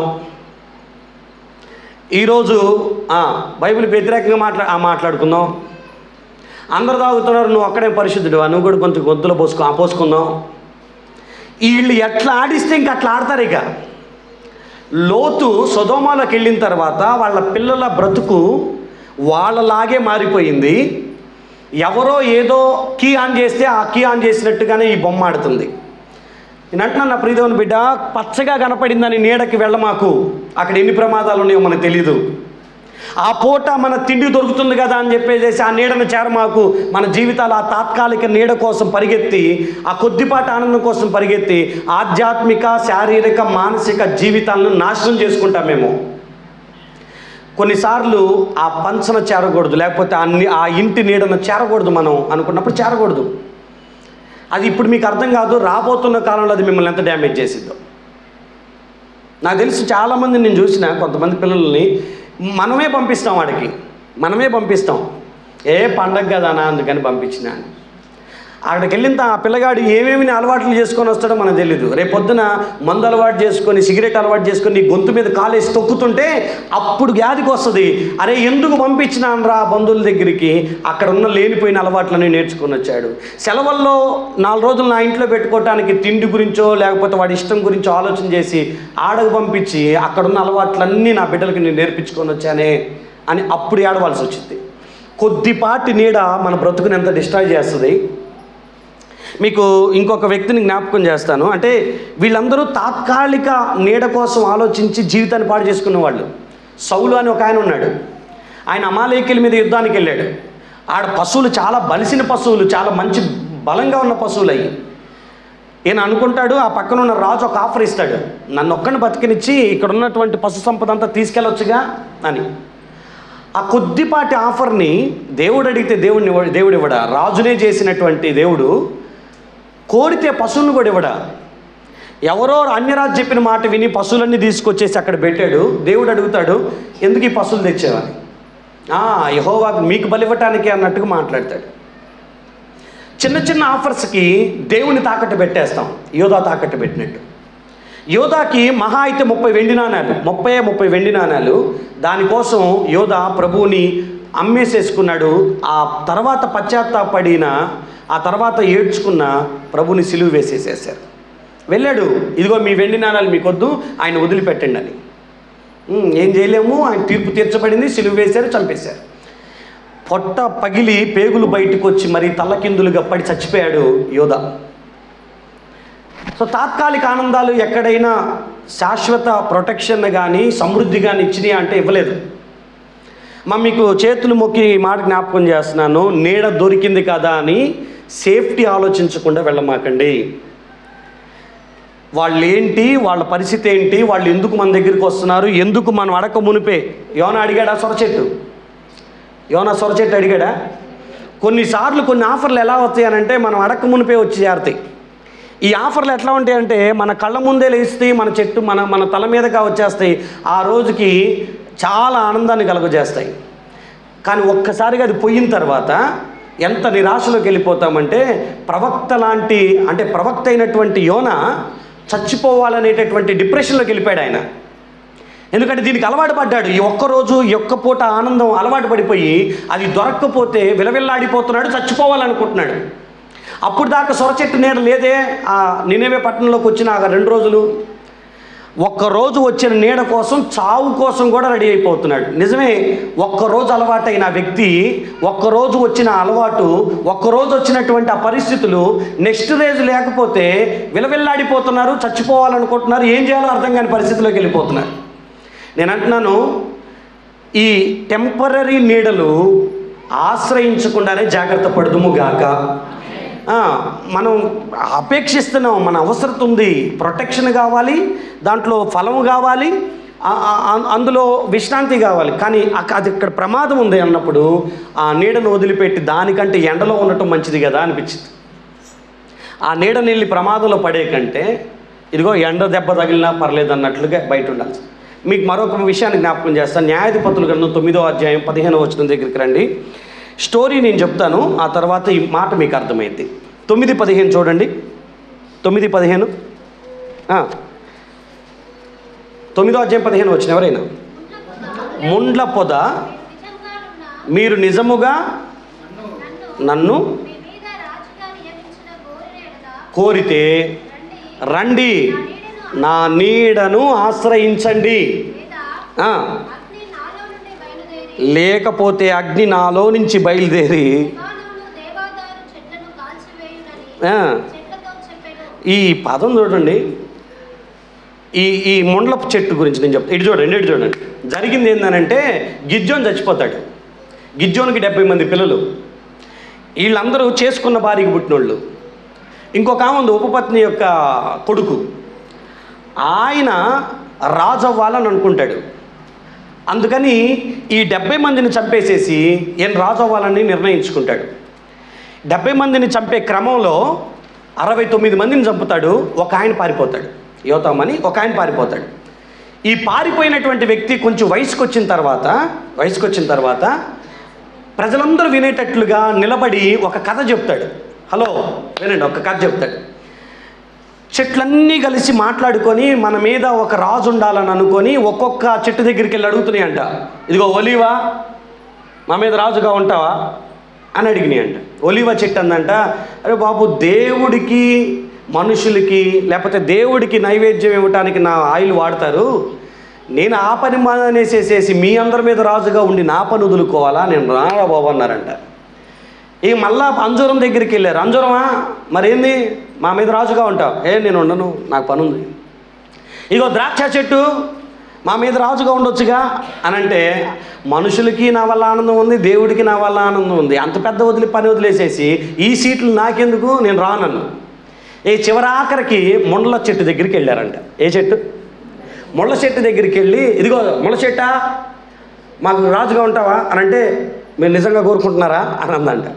కోరుకుంటున్నాం, అయితే రండి నా నీడను ఆశ్రయించండి. ఈడ టాపిక్ ఏం తెలుసా? ముళ్ళ చెట్టు ఎట్లుంటుందో తెలుసుగా? ముళ్ళ చెట్టు కింద నీడ ఉంటుందా? దాని ఆకులు చాలా చిన్నగా ఉంటాయి. దాని నీడను చేరాలని ఎవడైనా పోయాడనుకో, నీడ తర్వాత సంగత, ఆ గుచ్చుకునే ముళ్ళుకి సగం చావాల్సి వచ్చింది మనం. అవునా? ఈ ముళ్ళ చెట్టు అనే మాట ఏంటో తెలుసా? రండి నన్ను ఆశ్రయించండి. ఇది ఫస్ట్ ఫేస్, దీనికి లక్షణం. రెండో ఫేస్లో ఏమంటుంది? ఒకవేళ రాలేదా, నేను రాజు అయిన తర్వాత ఒకవేళ రాలేదా నా నీడన, ఏం చేస్తానో తెలుసా? మిమ్మల్ని అందరినీ నాలో నుంచి అగ్ని బయటకు వచ్చి మిమ్మల్ని అందరినీ దహించి వేస్తా. రండి ఆశ్రయించండి, లేదా మిమ్మల్ని చంపేస్తా. అసలు నీ దగ్గర నీడ లేదు కదా రాబోయానంటే, అదంతా అవసరం లేదు, నన్ను రాజుగా నుంచోబెట్టుకున్నారు, నా నీడకు మీరు రావాల్సిందే, గుచ్చి చంపుతా లేదా కాల్చి చంపేస్తా. ఇది ఫైనల్గా. అంటే మీరు గిజ్జోను లాంటి నా తండ్రి మీ అందరి కోసం ప్రాణాలు పణంగా పెట్టి మిమ్మల్ని అందరినీ కాపాడితే, మా 70 మందిని చంపటానికి రెడీ అయిపోయిన ఇలాంటి వ్యక్తిని, ముళ్ళ చెట్టు లాంటి వ్యక్తిని మీరు కోరుకున్నారు, ఇక మీరే అతని విషయంలో ఇబ్బంది పడండి అని వెళ్ళిపోతాడు అతను ఈ స్టోరీ చెప్పి. అంటే సరైన వర్తీ క్యాండిడేట్ని ఎన్నుకోకపోతే, అన్వర్తీ లీడర్షిప్ కింద మనం నలిగిపోతాము అని చెప్పటానికి వాడిన పదం అది. మన పైన నాయకులు, మనం నమ్ముతున్నటువంటి రాజులు, మనం కలిగి ఉన్నటువంటి పెద్దలు ముళ్ళ పొద లాంటి వాళ్ళు అయితే వాళ్ళ కింద మనం దహించి వేయబడతాం, గుచ్చబడతాం, ఇబ్బంది పడతాం. ఇప్పుడు జాగ్రత్తగా వినండి. ముళ్ళ చెట్టు దగ్గర నీడ లేదు, కానీ నా నీడను ఆశ్రయించండి అంటే దీని అర్థం ఏంటో తెలుసా? ఇది అబద్ధపు నీడ, మోసపు నీడ. ఇది మోసం చేయటానికి, అబద్ధం ఆడటానికి నీతో మాట్లాడేటటువంటి నీడ. ఈ మోసంలో పడకూడదు. అవ్వ ఆదాములు అలాగే పడ్డారు. అవునా? అవ్వ ఆదాములు ఏమన్నారు? మీరు చావరు, మీరు దీన్ని తిను దినమున మీరు జ్ఞానవంతులు అవుతారు, మీ కళ్ళు తెరవబడతాయి, మీరు దేవుళ్ళు అవుతారు అని అంటే కోసుకొని తినేసి మోసపోయి జీవితకాలపు పాపాన్ని మూటగట్టుకున్నారు, సమృద్ధి చోటుని పోగొట్టుకున్నారు. కొంతమంది ఆ మోసంలో, ఆ యుక్తంలో పడిపోయేటటువంటి పరిస్థితి. నమ్మి వెళితే, అంటే అబద్ధపు నీడ, మోసపు నీడ, దాని కిందకి వెళ్తే ప్రమాదంలో పడిపోతాం. దీన్ని నమ్మి కదా వచ్చాం, ఇక్కడికి వచ్చిన తర్వాత చెప్పిన మాటలకి ఇక్కడికి ఏ సంబంధం లేదన్నట్టు ఉంటుంది. ఈ మోసపు అబద్ధపు నీడలోనికి మనం వెళ్తే ప్రమాదం. మీకు ఒక స్టోరీ చెప్తాను. మీ ఫేస్లు చూస్తుంటే బాధ వేస్తుంది. ఇటు చూడండి, మీకేం కావాలో నాకు తెలుసు, నేను ట్యాబ్లెట్ వేస్తాను. ఇటు చూడండి. అనగనగా రెడీ అయిపోయారు. ఇక స్టోరీ చెప్తే మంచిది. సరే చెప్తా వినండి. అనగనగా ఒక కొంగ ఉందంట. ఏంటది? మీరు మరి నాకు సమాధానం చెప్పాలి. ఏముంది? కొంగ. దానికి కొంచెం వయసు అయిపోయింది, చేపలను వేటాడి తినే వయసు లేదు. అదేం ఆలోచిస్తుందంటే, ఏదో ఒక మాయ చేసి చేపలను తినాలి, నా కడుపు నింపుకోవాలి. కాబట్టి ఏం చేద్దాం అని వచ్చి ఒక బండ మీద, కొంగ తపస్సు అంటారు దాన్ని, ఒక బండ మీదకి వచ్చి కొంగ ఒంటికాల మీద తపస్సు చేసుకుంటా కూర్చుందంట. ఈ చేపలు ఒకరోజు చూసినాయి, రెండో రోజు చూసినాయి, ఇది ఎందుకు ఇట్లా తపస్సు చేస్తుంది, ఎందుకు ఇట్లా ఉందని చేపలన్నీ అడిగినాయి అంట. హలో కొంగ బావా ఎందుకు అట్లా ఉన్నావే అందంట. ఈ కొంగ అందంట, నేను మారిపోయానుగా, నేనేమయ్యాను అంటే చేపలకున్న బుద్ధి ఏందనంటే, చూసి ఇట్ట కాలు కదిలిచ్చి వెళ్తున్నాయి అంట, ఇటు చేయి కదిలిచ్చి వెళ్తున్నాయి అంట. కొంగ ఏం చేయట్లే. కొంగ బావ ఎందుకు అట్లా ఉన్నావంటే, నేను మారిపోయాను, నేను ఇంకా మాంసాహారం తినటం మానేశాను, ఎస్పెషల్లీ చేపలు తినటం మానేశా, ఎందుకంటే నేను భక్తిలోకి దిగాను అందంట. భక్తిలో దిగాను. ఓ వెరీ గుడ్ అన్నాడు. మన ఇద్దరం ఫ్రెండ్స్ అవుదాం అని మాట్లాడుకున్నాయి అంట. ఓకే, సంబంధాలు బాగా కలిసినాయి. అంత నమ్మించింది. మరి ఒంటి కాలు మీద తపస్సు చేసింది. దాని ముందు అవన్నీ నమ్మినాయి. ఒక రోజున చెరువులో నీళ్లు తగ్గిపోవటం స్టార్ట్ అవుతుందంట. ఈ కొంగ బావ ఒక సలహా ఇస్తుంది. ఇదిగో ఈ చేపల చెరువు అంతా ఎండిపోయేటట్టుంది, నేను ఎగురుకుంటూ అక్కడ చూశాను, మంచినీటి చెరువు ఒకటి ఉంది అక్కడ, చాలా బ్రహ్మాండంగా నీళ్ళు ఉన్నాయి, దాంట్లో అయితే మీరు ఇంకా బాగా ఈదుతారు, అద్భుతంగా ఉంటుంది, హ్యాపీగా ఉంటుంది అని చెప్తే, అవునా అయితే అక్కడ మమ్మల్ని తీసుకెళ్ళి అని ఒక్కొక్క చేప వస్తుందంట. అది అన్నంట, ఒకేసారి ఇంతమంది అంటే కష్టం. ఏం చేయాలి తెలుసా? నాకుంది ఒకటే ముక్కు కాబట్టి ఒక ముక్కుకి ఒక చేపే పట్టిద్ది. ఫస్ట్ ఎవరు లైన్లో వస్తారో వాళ్ళు రండి. ముక్కుతో పట్టుకొని కష్టపడైనా ఎగురుకుంటూ వెళ్ళి ఆడ పడేసేసి వస్తా. అట్లా అందరినీ తీసుకెళ్తా. ఓకేనా? ప్రామిస్. అక్కడ చెరువు ఉంది, నిజంగా ఉందా? ఉండదు. అది అబద్ధపు నీడ, అది మోసపు నీడ. ఏం చెప్తుందనంటే సరే నేను వస్తానని టైటస్ గడిపోయే ఆడి ముక్కుకి తగిలించుకొని ఎగురుతూ పక్కకెళ్ళి అంటే ఈ చెరువు చూడని చోటకెళ్ళి ఆ బండ మీద పెట్టి నోటి మీద నుంచి తీసి కాళ్ళకి దగ్గర పెట్టిందంట. ఈ చేప అంటుందంట, కొంగ బాబా ఎందుకు ఎడాపావని. కొంగ బాబలేదు ఏం లేదు ఆగని చెప్పేసి పొడిచి మరీ తినేసిందంట. మళ్ళా వెళ్ళింది ఆకలైనప్పుడల్లా ఇదిగో బాగా ఈదుతున్నాడు తెలుసాడా, చాలా బాగున్నాడు మీరు కూడా రండి అని ఒక్కొక్క చేపను తీసుకెళ్ళిపోయి ఏం చేస్తుందంట, రోజు తినటం స్టార్ట్ చేసిందంట, వేటాడాల్సిన అవసరం లేకుండా. మోసం, అబద్ధం మన జీవితాల్ని నిజంగా తినేస్తుంది, మనల్ని ఒకరోజు సర్వనాశనం చేస్తుంది. మీకు అర్థమవుతుందా ఈ కథ? మీకు కోతి ముసలి కథ తెలుసు కదా? తెలియదు మీకు. అప్పుడప్పుడన్నా పంచతంత్ర కథలను చూడండి, ఉదాహరణలను తెలుస్తుంది, నీతి తెలిసింది. చెట్టు మీద కోతి ఉందంట, నీళ్ళల్లో ముసలు ఉందంట. తెలుసా? ఎప్పుడైనా గుర్తొచ్చిందా? గుర్తు రాలే. దేవుడు మిమ్మల్ని దీవించను కాక. చూడండి, ఈ కోతి ముసలు ఉందంట. ఒక రోజున ముసలి చూసి ఆహా ఈ కోతిని అమాంతం అట్లా వేసుకొని తినేసి దాని గుండె తినేస్తే బాగుంటుంది అనుకొని ఈ ముసలి ముసలి దగ్గరికి వెళ్ళి, ఇగో భర్త నాకు ఆ కోతి గుండె కావాలి అందంట. అది ఆడ దొరికిద్ది. అదే చెట్టు మీద ఉండే బతుకాయ, మనం నీళ్ళలో ఉండే బతుకాయ. మనం ఎగరలేమాయా, అది నీళ్ళలోకి రాదాయా. మనం ఎట్ట తింటామంటే ఇక భర్తతో ఏదో ఒకటి చెప్పి నాకు కంపల్సరీ కావాల్సిందే, నా బర్త్డే గిఫ్ట్ ఇవ్వాల్సిందే అని అంటే ఈ ముసలి ఒక రోజున ఫిక్స్ అయిందంటే ఇక వెళ్ళిపోయి ఆ ముసలి ఆ చెట్టు దగ్గరికి వెళ్ళిపోయి హలో కోతి హాయ్ అని పరిచయం చేసుకుందంట. పరిచయాలు బాగానే ఉంటాయి కదా, అది పైన ఉందిగా, హాయ్ అందని. ఇదిగో నేను చాలా రోజుల నుంచి నాకు ఫ్రెండ్స్ లేక చాలా బాధపడుతున్నాను, నువ్వు నాకు ఫ్రెండ్ అవుతావా అని. నమ్మాలా వద్దని ఒకరోజు ఆగిందంట, డిలే చేసింది. రెండో రోజు ఎలాగో ఫ్రెండ్షిప్ చేసింది. ఇక మాట్లాడుకుంటూ ఉన్నారు. అవును ఈ చెట్టు మీద ఉన్న కాయలన్నీ అయిపోయినాయి కదా, ఈ చెరువు పక్కన మంచి మంచి చెట్లు ఉన్నాయి, అక్కడ కూడా కాయలు ఉన్నాయి, నువ్వు వస్తే అటువైపు దింపేస్తా కదా, నేను నా మీద భుజాల మీద తీసుకెళ్తా అందంట. భయంతోనే ఎక్కింది మంచిగా తీసుకొని వెళ్ళిపోయి ఆడ ఒడ్డు మీద వదిలిపెట్టింది. ఆడ కొన్ని కాయలు కోసుకుంది, ఇంటికి వచ్చింది, ఇన్ని కాయలు తెచ్చింది. భార్య కోతికి, పిల్ల కోతికి, అన్ని కోతులకి ఇచ్చింది. ఫ్యామిలీ అంతా హ్యాపీ. ఇది అనుకుంటుంది భార్య, నీకు ఒక్క కోతి గుండె అడిగావు, ఫ్యామిలీని తెస్తాను అని చెప్పేసి అందరితో మంచిగా అయ్యి ఒకరోజు ఏం చేసిందంట, నువ్వు వస్తే ఇన్ని కాయలు దొరుకుతున్నాయి. అదే నీ భార్య వచ్చి, నీ పిల్లోడు వచ్చి, నీ కూతురు వచ్చిందనుకో, అంటే కోతులు, చిన్న కోతి, పెద్ద కోతి, భార్య కోతి, పిల్ల కోతి, కొడుకు కోతి అందరూ వచ్చి నా భుజాల మీదకి రండి, మేము తీసుకెళ్తాం వాడికి అని. అలాగే అన్నీ నమ్మి ఎక్కితే నదిలోకి తీసుకెళ్ళిన తర్వాత నదిలో పడేసి వాళ్ళ భార్యకి ఆహారంగా ఇచ్చేసినాను. ఇది కథ. ఇప్పుడన్న వాక్యం వింటారా? ఇప్పుడు చూడండి నా వైపు, జాగ్రత్తగా వినండి. నమ్మి వెళితే, మోసపు మాటలు విని వెళితే నాశనం అయిపోయినటువంటి పరిస్థితులు ఉన్నాయి. మనం ఏ నీడ మనల్ని సంరక్షిస్తుంది అనుకుంటామో, ఏ నీడ మనల్ని కాపాడుతుంది అనుకుంటామో, ఏ మాటలు నమ్మి మనం అక్కడికి వెళ్తామో ఆ నీడ ఒక రోజున మనల్ని తినివేసే పరిస్థితి వస్తే ఏం చేయాలో అర్థం కానటువంటి సిచ్యువేషన్స్ వస్తాయి. బైబిల్లో మీకు కొంతమందిని జ్ఞాపకం చేస్తాను. ఆయన పేరు లాబాను. సొంత సిస్టర్ కొడుకే యాకోబు, తోడబుట్టిన సంబంధాలే. పాపం ఏదో ఆయన వచ్చి మామగారు మీ కూతురు నచ్చింది పెళ్లి చేసుకుంటా అన్నాడు. అంతే.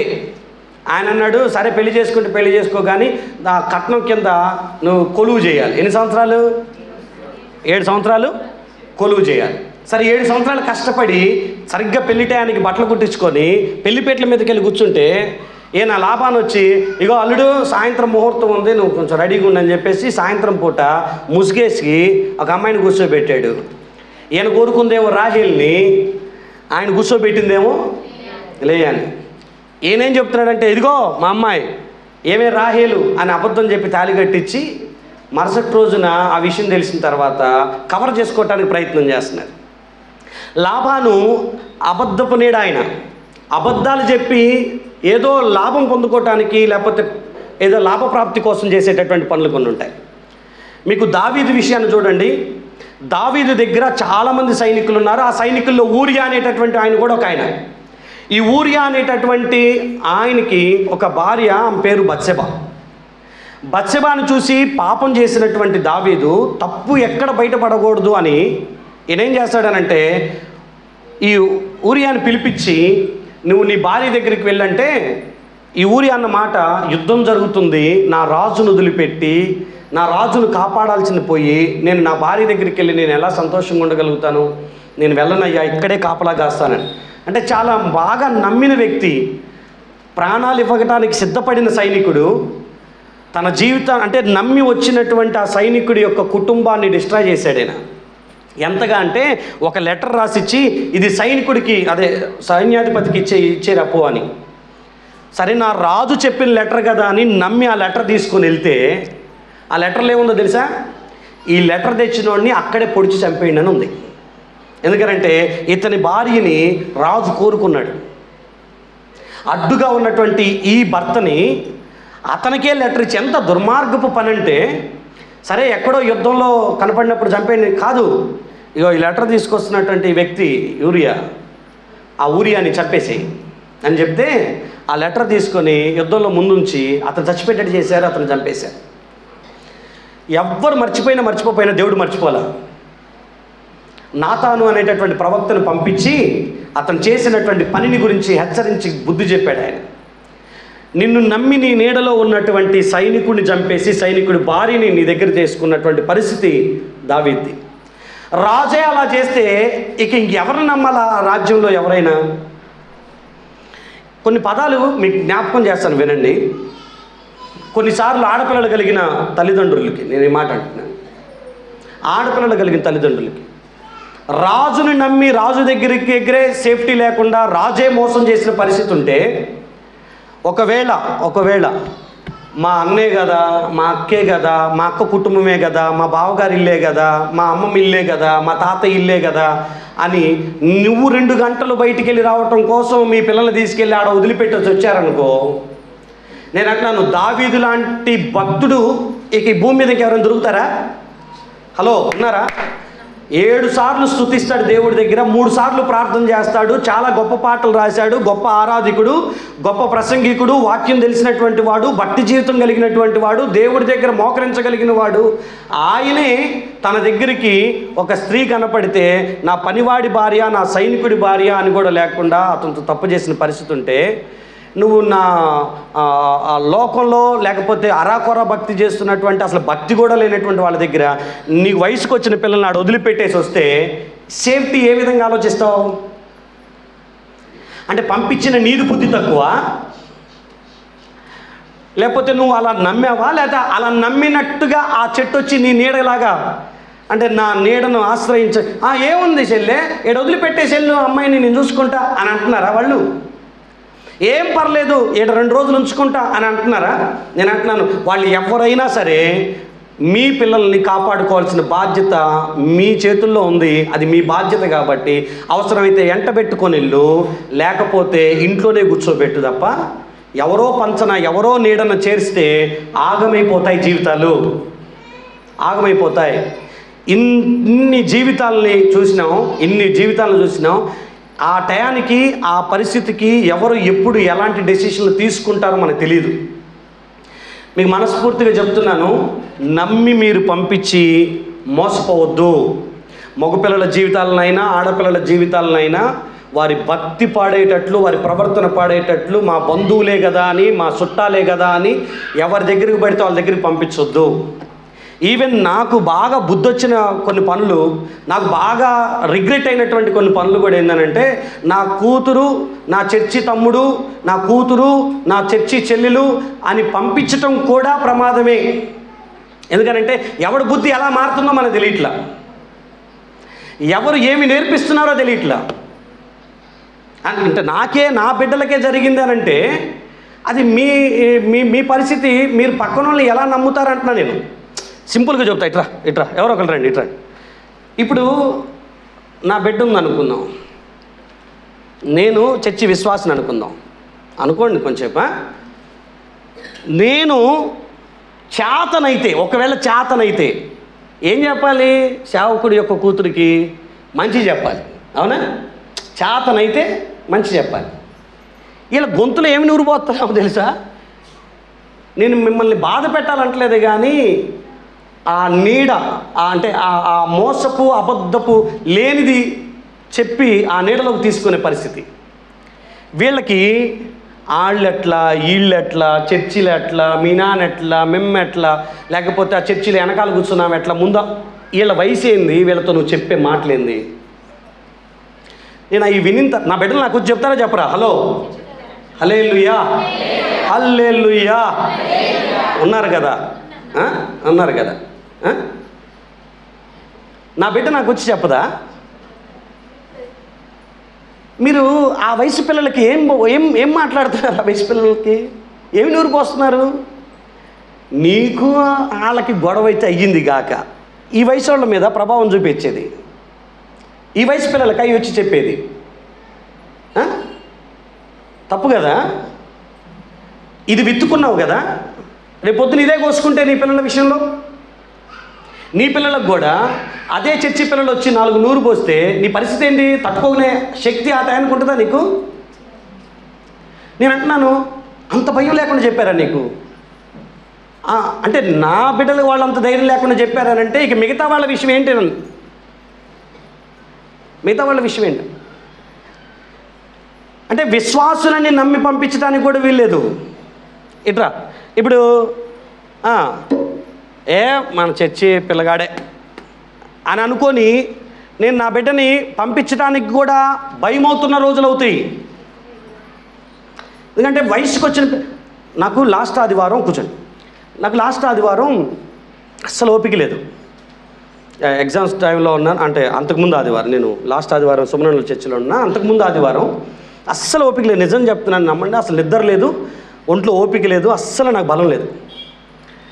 బిడ్డలు ఫోన్ చేస్తున్నారు చెక్కల నుంచి, అన్న అంత ముద్దొండే వచ్చి తినేసి వెళ్ళండి అని. నేను నిజంగా చెప్తున్నాను, నాకు అస్సలు ఓపిక లేదు. సడన్గా అంటే తినటానికి వెళ్ళటానికి కూడా నేను వెళ్ళలేకపోయినా చర్చి పిల్లలు అందరూ అన్న ఫోన్లు చేస్తున్నారు, ఫోన్ల మీద ఫోన్లు చేస్తున్నారు, వేడివేడిగా వండాం, రండి రండి రండి, ఇక్కడే కూర్చొని తిందాం రండి. నాకు అలాంటి ఇష్టమే రావాలని నాకుంది, కానీ ఏం చేస్తాం, నాకు ఓపిక లేక అలాగే కూర్చుండిపోయినా.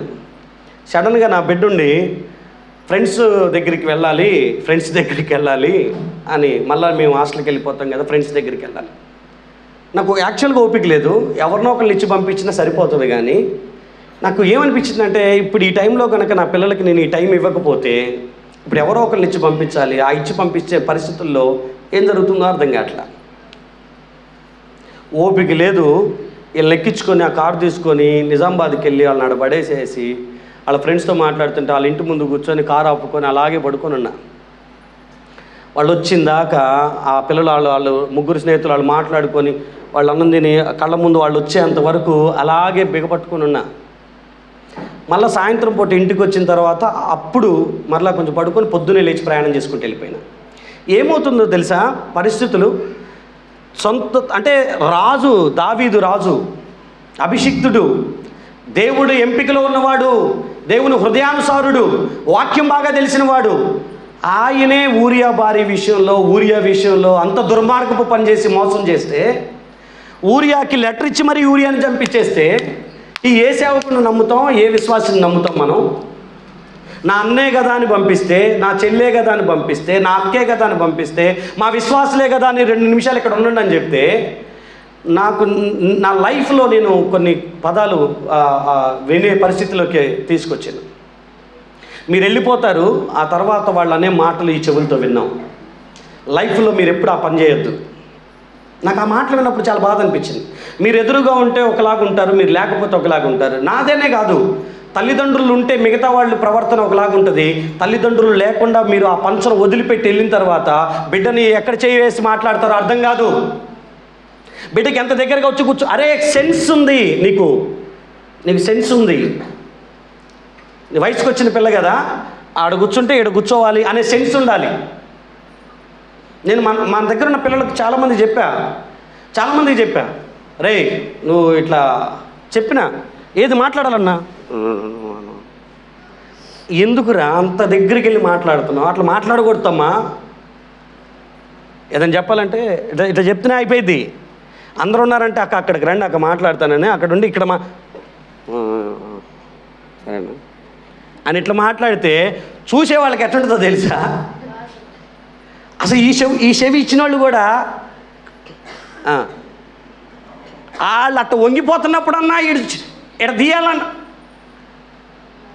ఏం అలవాటు ఇది అంటే. మీకు మాట చెప్తున్నాను, నేను చాలాసార్లు చెప్పేది ఏంటంటే, చర్చి విశ్వాసులే కదా అని చెప్పేసి ముగ్గురు బండ్ల మీద ఎక్కి రామాకండి అని చాలాసార్లు తిట్టా. ఎందుకనంటే చర్చి లోపల మీరు అన్నా చెల్లిలాగా ఉంటున్నారే కానీ బయట చూసేటటువంటి వాళ్ళకి ఏం ఆలోచనలు వస్తాయో తెలీదు.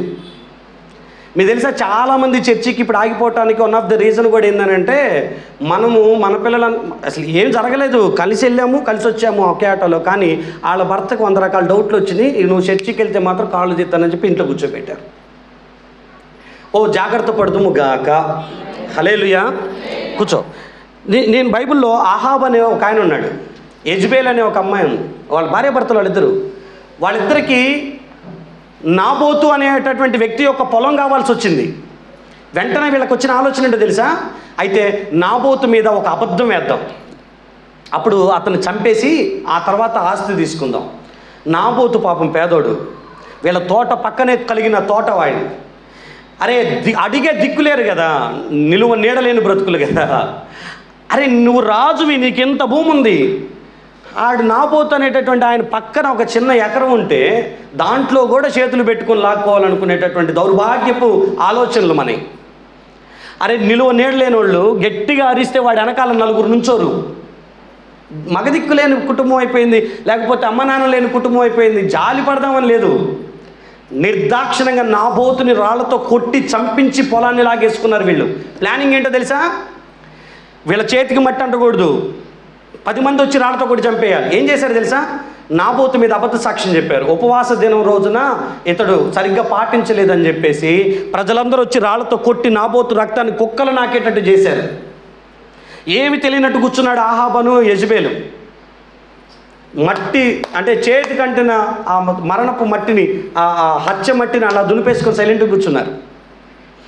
దేవుడు ఆహాబు నాబోతు రక్తాన్ని కుక్కలు నాకేటట్టు చేసావు కదా, నీ రక్తాన్ని కూడా దేవుడు కుక్కలు నాకేటట్టు చేస్తాడని చెప్పేసి ఏలియా చేత కబురు పెట్టించి వార్నింగ్ ఇస్తాడు. అలాగే చేశాడు దేవుడు. నేను అంటున్నాను, ఎవరిని మోసం చేసి ఎవరికి అబద్ధం చెప్పి వాళ్ళని దగ్గర తీసుకొని వాళ్ళకి ఏదో పదార్థాలు ఇచ్చి వాళ్ళకి ఏదో డబ్బులు ఆశ చూపి, ఎందుకనంటే వాళ్ళు లేని పరిస్థితిలో వాళ్ళని అలా అట్రాక్ట్ చేసి వాళ్ళ జీవితాలని కుదిపేసేటటువంటి కండిషన్స్ యేసు నామములో మన జీవితంలో నుంచి తొలగిపోవును గాక. ఆ నీడ మీ మీదకి వస్తే అలాంటి నీడలో నుంచి బయటకు వచ్చేయండి. మీరే అలాంటి నీడను తయారు చేస్తున్నా కూడా యేసు నామములో తీసేసుకోండి అలాంటి అలవాటుని. మంచిది కాదు అలవాటు. నేను మీకు ఇంకొక పదాన్ని జ్ఞాపకం చేస్తాను. మత్తయి సువార్త 24వ అధ్యాయం 11వ వచనం చూడండి. మత్తయి సువార్త 24:11. మత్తయి 24:11. అంత్యదిన కాలంలో జరిగే దాని గురించి ప్రభు మాట్లాడుతూ 11వ వచనంలో ఒక మాట అంటారా, అనేకులైన అబద్ధ ప్రవక్తలు వచ్చి ఇప్పుడు చూడండి, ప్రవక్తలు వచ్చి మోసం చేస్తారా? పాస్టర్లు వచ్చి మోసం చేస్తారా? బోధకులు వచ్చి మోసం చేస్తారా? సేవకులు వచ్చి మోసం చేస్తారా? అయ్యో మనకి ఇలాంటి జరిగిద్ది అనంటే ఏమో దేవుడు వాక్యం అది, దాన్ని అబద్ధం అంటానికి లేదు. ఇప్పటిదాకా నీకు ఎదురు అవ్వలేదేమో, ఎదురైన వాళ్ళు ఏడుస్తున్నారు. నేను మైక్లో ఈ విషయాలు చెప్పొచ్చో లేదో నాకు తెలీదు. నిన్న అంటే ఒక 2 days బ్యాక్ అనుకుంటా నాకు వచ్చినటువంటి ఆ కాలు నాకు చాలా బాధ అనిపించింది. ఏంటంటే మేబీ నాకు తెలిసి గుంటూరు మంగళగిరి ఏరియాల్లో ఉన్నాం. నేను ఇంత బట్టిగా వాళ్ళని చూడలేదు, బట్ చాలా సంవత్సరాల నుంచి ఫోన్ కాల్ ద్వారా పరిచయం. అన్ని కుటుంబాల్లో నుంచి వాళ్ళు, వాళ్ళ అక్క కుటుంబాలు, వాళ్ళ ఆడబిడ్డల కుటుంబాలు, వాళ్ళ పిల్లలు అందరూ కూడా కన్వర్ట్ అయ్యారు క్రిస్టియన్స్గా. ఎక్కడో సాక్ష్యం చెప్తుంటే నాకు బాప్తిస్మం ఇచ్చిన పాస్టర్ గారు అక్కడ వాక్యం చెప్పడానికి వెళ్ళి ఆమె సాక్ష్యాన్ని విని నా నెంబర్ ఆమెకి ఇచ్చారండి. అమ్మ మీకు ఏదో డౌట్స్ ఉన్నాయి అంటున్నారు కదా, ఇదిగో జాషువా అనేటటువంటి పాస్టర్ గారి నెంబరు, ఆయనకి ఫోన్ చేయండి, ఏదైనా ఉంటే డౌట్లు క్లారిఫై చేస్తారు అని నాకు ఫోన్ చేసి జాషువా నీ నెంబర్ ఇచ్చానని చెప్పాడు. ఆ రోజు నుంచి ఏదన్నా దేవునికి సంబంధించిన విషయాలు ఏదైనా ఉంటే మాట్లాడుతూ ప్రేయర్ రిక్వెస్ట్లు చెప్పుకుంటూ వాక్యం గురించి మాట్లాడుతూ వచ్చారు. ఒక 5 సంవత్సరాలు 4 సంవత్సరాల గ్యాప్ వచ్చింది. నేను మళ్ళీ వాళ్ళతో కాంటాక్ట్ చేయలేదు. రీసెంట్గా ఒక 4 రోజుల నుంచి వాళ్ళ స్టేటస్లు చూస్తుంటే వాళ్ళ స్టేటస్ల్లో మొత్తం కొంచెం లోకం లేకపోతే అన్యుల యొక్క వాటి అవి వస్తున్నాయి. చూశాను ప్రైజ్లాడక్క అని పెట్టా. ప్రైజ్లాడక్క అని పెడితే రిప్లై లేదు. నాకెందుకో ఇంకొంచెం డౌట్ బలపరచబడతా ఉంది. మరలా నేను గాడ్ బ్లెస్ యూ అక్క అని పెట్టా. అయినా రిప్లై లేదు. అక్క మీతో మాట్లాడాలని మళ్ళీ పెట్టాను. ఇది ఒక 1 మంత్ నుంచి జరుగుతున్నటువంటి మెసేజ్లు, 2 రోజులకోసారి, 3 రోజులకోసారి, 4 రోజులకోసారి.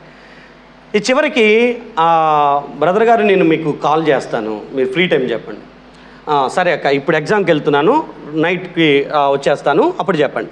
ఆ నైట్ ఫోన్ చేయలేదు. మళ్ళీ 2 రోజుల తర్వాత ఆమె ఫోన్ చేసి మాట్లాడుతున్నప్పుడు బ్రదర్ గారు నేను చర్చికి వెళ్ళక 2 ఏళ్ళు అవుతుందిగా అంది. ఎందుకు అన్న ఆమె చెప్పిన విషయాలు చాలా బాధ అనిపించినాయి. ఆమె అనేది ఏంటంటే నేను ఏ చర్చికి అయితే వెళ్తున్నానో ఆ పాస్టర్ ఒక దొంగ అని అంది. నాకు అర్థం కాలేదు. ఏమైందమ్మా అంటే 5 లక్షలు ఇచ్చాను పాస్టర్ గారు, ఆయనకి 5 లక్షలు ఇచ్చాను. ఆయన ఎవరో అడుగుతున్నారని చెప్పి మధ్యవర్తిగా ఉన్నాడు. ఆ 5 లక్షలు ఆయన తిన్నాడో వాళ్ళకి ఇస్తే వాళ్ళు ఇవ్వట్లేదో నాకు తెలీదు. ఇక ఇప్పుడు ఎప్పుడైతే డబ్బులు వాళ్ళు ఇవ్వకుండా ఆపేశారో ఇక మా ఫోన్ కాళ్ళు ఏమంటారు అంటే కలవకుండా అది ఇలా బ్లాక్ లిస్ట్లో పెట్టారు. మాకు మా ఫోన్ లేపట్లేదు, మా డబ్బులు అడుగుతుంటే వేరే ఫోన్ నుంచి చేస్తుంటే మా గొంతినగానే పెట్టేస్తున్నారు, చర్చి దగ్గరికి వెళ్తుంటే అక్కడ ఉండట్లేదు, ఏదైనా ఉంటే ప్రేయర్కి వెళ్తున్నాం అంటున్నారు. పాస్టర్లు కదా ఇంతకాలం మేము నేర్చుకున్నటువంటి విధానం ప్రకారం ఏం అనకూడదని మేము మౌనంగా ఉంటున్నాం. డబ్బులు తీసుకున్నారు, అప్పుగా తీసుకున్నారు, ఆ వడ్డీ ఇవ్వట్లేదు, ఆ డబ్బులు ఇవ్వట్లేదు, మేము గట్టిగా మాట్లాడితే అసలు నువ్వు ఇవ్వలేదు పో అని అన్నారు. కాబట్టి వాళ్ళు దొంగలయ్యా అని సరే అని చెప్పేసి వాళ్ళ అక్క గురించి చెప్తుంది. చర్చిలో వాళ్ళకి 2 కోట్లు ఇచ్చారంట, అంటే 2 పాస్టర్లకి ప్లస్ మిగతా విశ్వాసులకి. వాళ్ళు ఇప్పుడు చుక్కలు చూపిస్తున్నారంట. ఇప్పుడు ఈ అమ్మాయి ఏం పరిస్థితి ఏందనంటే వాళ్ళ భర్తకు తెలిసి వాళ్ళని ఆ అమ్మాయిని అంటే వాళ్ళ అక్కని కొట్టి బయటికి నెట్టేస్తే వాళ్ళ పిల్లలు చేదరించుకుంటున్నారంట, వీళ్ళ భర్త చేదరించుకుంటున్నాడు. ఎవరిని నమ్మి ఎవరిని అడిగి నువ్వు ఇచ్చావు? దైవ సేవకులు కదా మీకు చెప్పి ఇచ్చి అప్పులుగా ఇచ్చేస్తే మీరు ఒప్పుకోరని నేను ఇచ్చాను. ఇప్పుడు వాళ్ళు ఇవ్వను అని అంటున్నారంట. వాళ్ళు ఫోన్లు లేపట్లేదు, వాళ్ళు సమాధానం ఇవ్వట్లేదు, ఏమో 2 కోట్లు రికవర్ చేయలేదు. పరిస్థితి ఎంత దారుణం అయిపోయిందనంటే ఇక్కడ 2 కోట్లు, ఇక్కడ 5 లక్షలు, ఈ 2 కోట్ల 5 లక్షల రూపాయలు కేవలం పాస్టర్లను నమ్మి, విశ్వాసులను నమ్మి, భక్తి అనేటటువంటి విధానంలో నమ్మి మేము నష్టపోయిన స్థితి. ఏ బాధలైతే పోతాయని దేవుడి దగ్గరికి వచ్చామో ఆ బాధలన్నీ మళ్ళీ చర్చిలోళ్ళే పెట్టారు మాకు ఇప్పుడు. కాబట్టి నువ్వేమని అనుకోండి బ్రో అంటున్నావా, ఏమని అనుకోండి బ్రో, నేనైతే ఇక చర్చికి వెళ్ళదలుచుకోలేదు. నేనే కాదు, మా అక్క వెళ్ళట్లేదు, మేము వెళ్ళట్లేదు, మా ఆడబిడ్డలు వెళ్ళట్లేదు, మేము ఎవరం వెళ్ళట్లేదు. ఈవెన్ నాకు ఆ టైంలో ఈ ఆలోచన వచ్చింది. ఏ ఆలోచన వచ్చింది? ఎవరైతే క్రైస్తవులకు వ్యతిరేకంగా కొన్ని సమస్యలు ఉన్నాయో వాళ్ళకి ఫోన్ చేసి ఈ పాస్టర్లు చేసిన విధానాన్ని చెప్పి వాళ్ళని సోషల్ మీడియాలో ఎండగడదామని అనుకున్నాము. ఇంకెక్కడో దేవుడి మీద భయంతో వాళ్ళు చేసిన దానికి దేవుడిని ఎందుకు బదనాం చేయటం అని చెప్పేసి ఆగిపోయాను అని అంతా వింటూ ఉన్నాను. నాకు అర్థమవుతుందమ్మా మీ నొప్పి, అర్థమవుతుంది, మాట్లాడండి నన్ను. మీరు నమ్మండి, 40 నిమిషాలు కంటిన్యూగా ఆమె పడిన బాధే చెప్తుంది. పాస్టర్లని నమ్మి మేము పైసలు ఇస్తే వాళ్ళు తినేశారు, పాస్టర్లని నమ్మి వెళ్తే మమ్మల్ని మోసం చేశారు అని. నేను అంటుంది డబ్బు ప్రధానంగా. మీకు ఒక మాట చెప్తున్నాను, చర్చిలో వాళ్ళు ఒకరికొకళ్ళు డబ్బుల విషయంలో కొంచెం జాగ్రత్తగా ఉండండి. నేను ఎందుకు ఈ మాట అంటున్నానంటే మీరు రిటర్న్ ఇవ్వలేని పరిస్థితుల్లో వాళ్ళకి భక్తి మీద కానీ దేవుడి మీద కానీ విరక్తి కలుగుతుంది. అంటే ఈ భక్తి చేసేవాళ్ళు ఈ మాట తప్పుతారు ఈజీగా, డబ్బులు తిరిగి ఇవ్వరు, దేవుడి భయం ఉండదు వాళ్ళకని.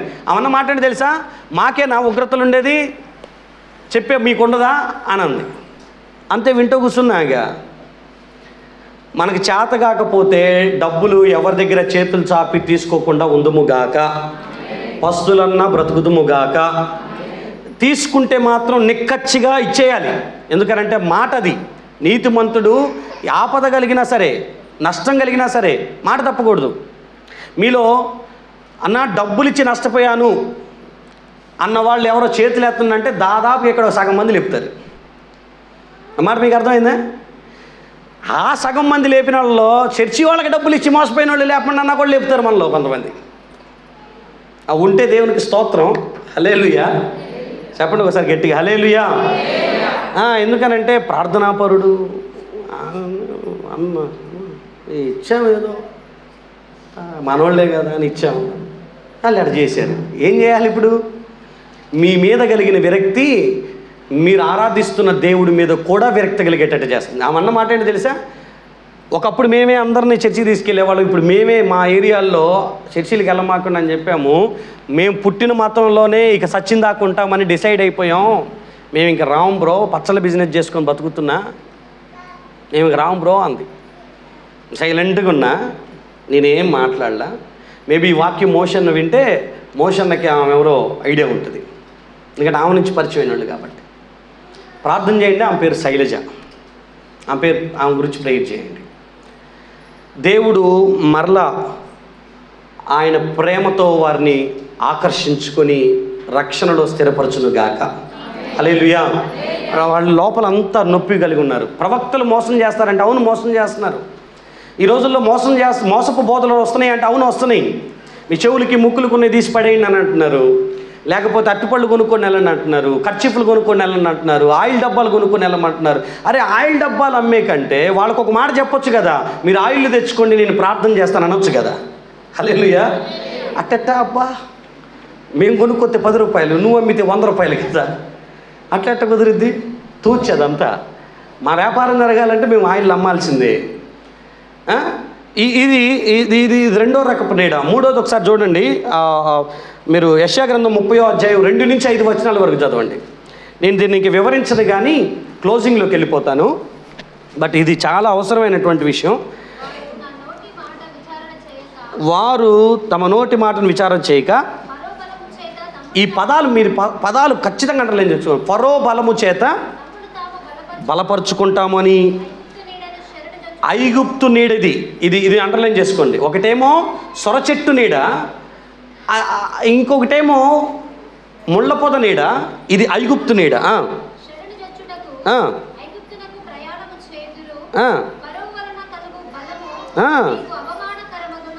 ఫరో వలన కలుగు బలము నీకు అవమానకరమగును. తర్వాత సిగ్గు కలుగుతుంది.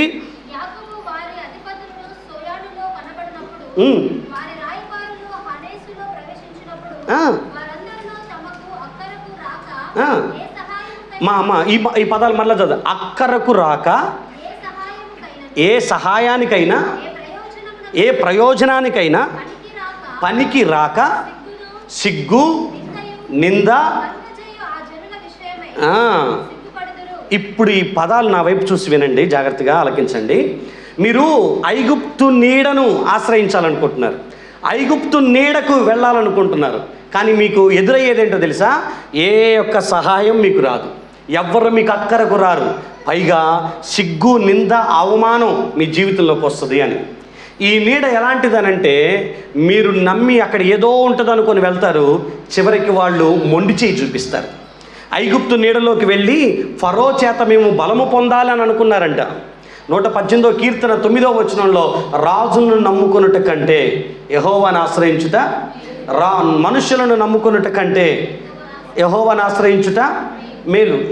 ఏంటి కారణం ఏంటనంటే, వీళ్ళందరూ మొండి చేయి చూపించేటోళ్ళే ఒక రోజున. పర్లేదు షారూన్ నాకు తోడుగా ఉంటుంది, నన్ను బలపరిచిద్ది అని అనుకున్నా, సిగ్గుపడుతున్నా ఇప్పుడు. పర్లేదు నాకు పలానా వ్యక్తులు మాకు తోడుకుంటారు అని అనుకున్నాం, కానీ వాళ్ళు ఇప్పుడు మనల్ని సిగ్గుపరుస్తారు. ఐగుప్తు నీడ అంటే అర్థం ఏంటో తెలుసా? ఇది మనుషుల నీడ, మనుషులను ఆశ్రయించే నీడ. ఇది మనుషుల యొక్క బలాన్ని, వారి స్థితిగతుల్ని నమ్ముకొని వాళ్ళ నీడలోనికి వెళ్ళామనుకో, మొండి చేత్తో వస్తాం, సిగ్గుపడి వస్తాం, అవమానంతో వస్తాం. ఏ విషయంలోకి వాళ్ళు అక్కడికి రారు, ఏ విషయంలో వాళ్ళు మనకి సపోర్ట్గా నిలబడరు. ఎందుకనంటే మనిషి ఎప్పటికీ మనిషిలాగే ఆలోచిస్తాడు కాబట్టి. హల్లెలూయా. ఈవెన్ మీరు బాగా తోడబుట్టినోడని కూడా మీరు ఫీల్ అవ్వాల్సిన అవసరం లేదు.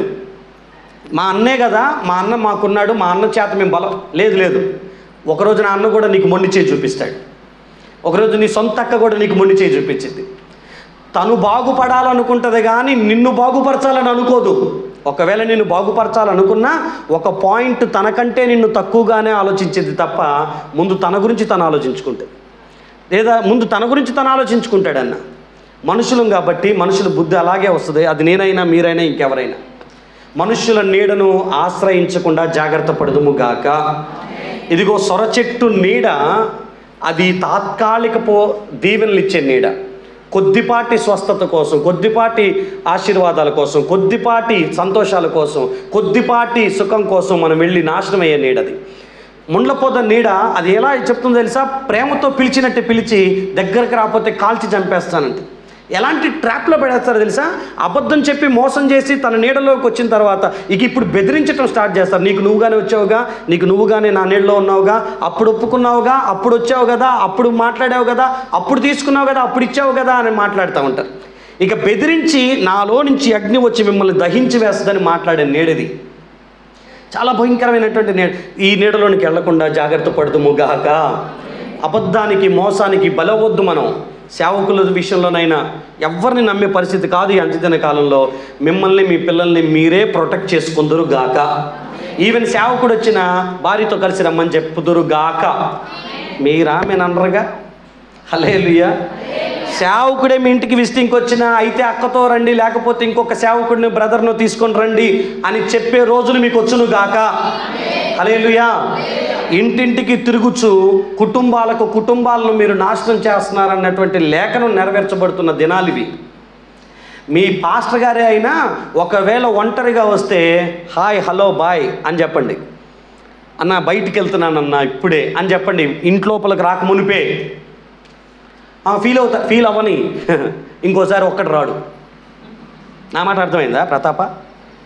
ఫీల్ అయితే అవని, నష్టమైంది. 15 ఏళ్ళు 16 ఏళ్ళు పరిచయం, 15 అంతేనా? 16-17 సంవత్సరాల నుంచి మీతో పాటు తిరుగుతున్నాం కదా. ఈ 16-17 సంవత్సరాల్లో ఎప్పుడైతే నువ్వు ఒంటరిగా వెళ్ళటానికి ఇష్టపడతావో దాని అర్థం ఏంటంటే లోపల ఇంకేదో ఆలోచన ఉందని అర్థం. అలా వెళ్ళినప్పుడే ఏదో తప్పు జరిగిద్ది, అలా వెళ్ళినప్పుడే ఏదో పొరపాటు జరిగితే, అలా వెళ్ళినప్పుడే ఏదో దేవునికి వ్యతిరేకమైన పనులు చేయడానికి ఉంటుంది. పక్కన నా భార్య ఉందనుకో, ఆ ధైర్యం నాకు ఉంటుంది. వెళ్ళిన కుటుంబాన్ని ఆదరించి దేవుడి పని మాత్రమే చేసి బయటికి రావడానికి వీలుంటుంది. సో జాగ్రత్త పడాలి మనం. ఇప్పుడు ఏ నీడలోనికి వెళ్ళాలి అని అంటే ఇదిగో దైవ నీడ తప్ప మనకి సంరక్షణ, సమృద్ధి లేకపోతే విశ్రాంతి దొరికే పరిస్థితులు మనకు లేవు. కొన్ని రిఫరెన్స్లు గబగబా రాసేసుకోండి, నేను క్లోజ్ చేస్తాను. ఇక్కడ రాయబడినటువంటి మాటలు ఏంటో తెలుసా? యెషయా గ్రంథం 25వ అధ్యాయం 3వ వచనం చూడండి. యెషయా గ్రంథం 25వ అధ్యాయం 3వ వచనం. యెషయా గ్రంథం 32వ అధ్యాయం 2వ వచనం.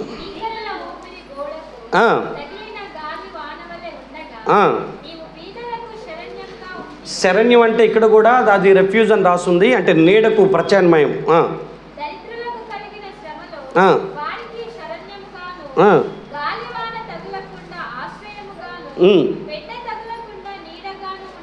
ఇవన్నీ కూడా షెల్టర్ లేకపోతే రెఫ్యూజ్ లేకపోతే షేడ్ అనేటటువంటి పదాలకి ప్రత్యామ్నాయంగా ఇవ్వబడినటువంటివి. ఇప్పుడు యెషయా గ్రంథంలోనే 32:2 చదవండి. గొప్ప బండ నీడ అని రాసుంటుంది. 49వ అధ్యాయం 2వ వచనం చదవండి. నీ చేతి నీడలో నా చేతి నీడలో నిన్ను దాచి ఉంచాను అనే పదం మీకు అక్కడ కనపడుతుంది. యెషయా గ్రంథంలోనే మీరు 16వ అధ్యాయం 3వ వచనం చూడండి. నీ నీడ మా మీద ఉంచండయ్యా అని వాళ్ళు ప్రార్థన చేయటం మీరు గమనించగలుగుతారు. 121వ కీర్తన 5వ వచనం చూడండి. యెహోవా నీకు నీడగా ఉండును అని రాసుంటుంది. 91వ కీర్తన 1వ వచనం సర్వశక్తుని నీడలో నివసిస్తే వచ్చే ఆశీర్వాదాల జాబితా మీకు అక్కడ కనపడుతుంది. 17వ కీర్తన 9వ వచనంలో నీ రెక్కల నీడ క్రింద నన్ను దాచుము అని మాట్లాడతారు ఆయన. మీరు ఈ పదాలన్నింటినీ చదువుతుంటే 36వ కీర్తన 7వ వచనం, 57వ కీర్తన 1వ వచనం, ఇవన్నీ కూడా మీకు దేవుని యొక్క నీడను కోరుకున్నటువంటి పరిస్థితులు మీకు కనిపిస్తాయి. 57వ కీర్తన ఒక్కసారి మీరు చూడండి. 57వ కీర్తన 1వ వచనం చదవండి. 57వ కీర్తన.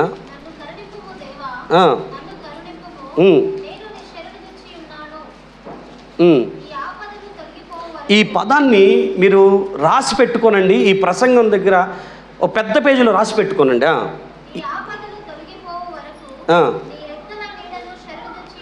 నీ రెక్కల నీడలో, ఈ ఎండ తగిలిన ఈ స్థితి నాకు దూరం అయ్యేంత వరకు నీ రెక్కల నీడలో నేను ఉంటాను. నీ నీడ నాకు దూరం చేయొద్దు. నీ అరచేతి నీడలో, నీ గొప్ప బండ నీడలో నేను ఉంటాను అని కోరుకున్నటువంటి స్థితి. ప్రభు ఈ మాటలు దీవించిన గాక. మోకరించండి, కళ్ళు మూసుకోనండి. టైం అయిపోయింది. నేను ప్రేయర్లోనే 2 మాటలు చెప్తూ ఉంటాను. మోకరించండి మా, కళ్ళు మూసుకోనండి. చిన్న ప్రార్థన చేసుకుందాం. మనకి దాసుడు నీడను అపేక్షించినట్లుగా అలిసిపోయిన మన జీవితాలు, ఎండ తగిలిన మన జీవితాలు, ఫలాలు కావాలనుకుంటున్న మన జీవితాలు నీడను కోరుకుంటున్నాయి, నీడను ఆశ్రయించాలనుకుంటున్నాయి. మన ఎమర్జెన్సీ ఏ నీడను పడితే ఆ నీడనకు వెళ్ళేటట్లుగా చేయగలిగిద్ది నా ప్రియదేవుని బిడ్డ. తప్పట్లేదన్నా, అవ్వట్లేదు కాబట్టి గతి లేక ఆ నీడను ఆశ్రయించాల్సి వచ్చింది. ఇక దిక్కు లేక ఆ నీడను వెళ్ళాల్సి వచ్చింది. ఏం చేస్తాం, నా నీడ నా దగ్గర నుంచి తొలగిపోయింది కాబట్టి ఇప్పుడు ఎండ తగులుతుంది, నాకు ఏదో ఒక నీడ నాకు కావాలనుకొని సొర చెట్టు నీడకి వెళ్ళిపోతున్నాను. అది తాత్కాలికపు ఆనందాన్ని ఇచ్చిన ఆ తర్వాత నిరాశలోకి తీసుకుని వెళ్తుంది. అది నన్ను మరణానికి దగ్గరగా తీసుకొని వెళ్ళిపోతుంది. ఈ సొర చెట్టు నీడ ఒక్క పూట తిండి కోసం, కొద్దిపాటి ఆశీర్వాదం కోసం ఆశించి వెళ్ళి నా జీవితాన్ని పాడు చేసుకుంటున్నాను. ఈ ముండ్ల పొద నీడ నన్ను దహించి వేయటానికి రెడీగా ఉంది. అబద్ధం చెప్పి మోసం చేసి ఆ నీడలోనికి నన్ను వచ్చిన తర్వాత దాని ముళ్ళుతో నన్ను గాయపరుస్తూ, దాని మాట వినకపోతే దానిలో నుంచి అగ్ని వచ్చి నన్ను దహించి వేస్తుంది. ఇది నేను చేతులారా అబద్ధాన్ని నమ్మి వెళ్ళి ఆ నీడలో అనుభవిస్తున్న బాధ ఇది. మోసపోయాను, మోసపు మాటలకి బలైపోయాను. దేవా, ఈ ముండ్ల పొద నీడ నాకు ప్రమాదం, నా బిడ్డలకి ప్రమాదం. ఐగుప్తు నీడ ఏ ప్రయోజనం లేని నీడది, అక్కరకు రాని నీడది. పైగా సిగ్గు, నింద, అవమానం. అక్కడికి వెళ్తే నాకు ఏదన్నా ప్రయోజనం అవుతుంది అనుకున్నాను. ఐగుప్తు నీడకు చేరి ఫరో బలము చేత బలము పొందాలనుకున్నాము. కానీ మనుషులను నమ్ముకున్నట్టు కంటే, రాజులను ఆశ్రయించుట కంటే యెహోవాను ఆశ్రయించటమే మేలని ఇప్పుడు అర్థమవుతుంది.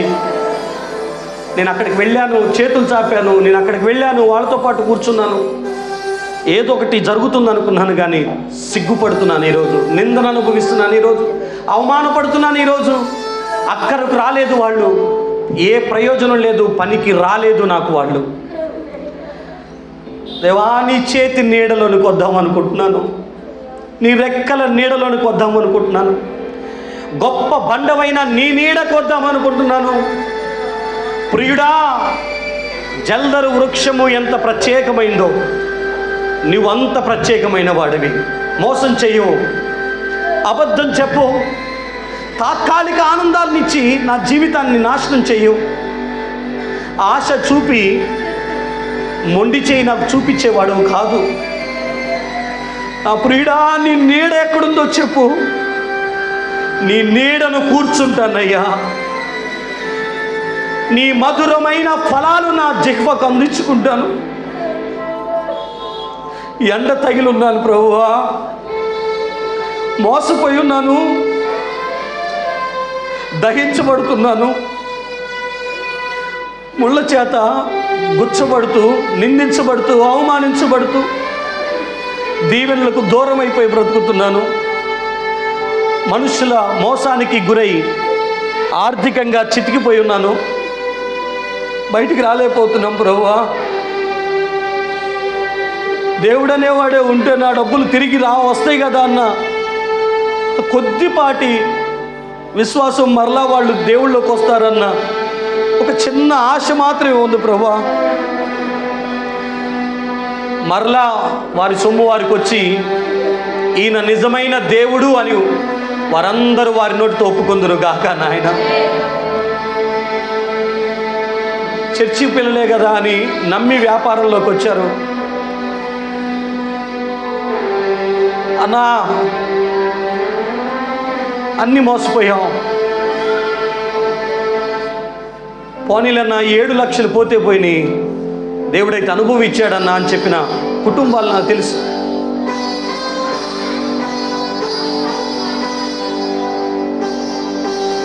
ఇప్పుడు నేను నా భర్త మా ఉద్యోగాలు మాత్రమే చేసుకుంటూ ఉంటున్నామన్నా. ఒక 7 లక్షలు నష్టపోయి ఉండొచ్చు, కానీ ఎన్నడూ ఆ మోసంలో పడను. ఆ అక్క ఫోన్ చేసి నాతో జరిగిన విషయాలు చెప్తూ, ఇదిగో ఇలా మోసపోయాం, కానీ ఈరోజు ఆ అనుభవం పెద్ద నష్టం లేకుండా ఆపుకోగలుగుతున్నామని.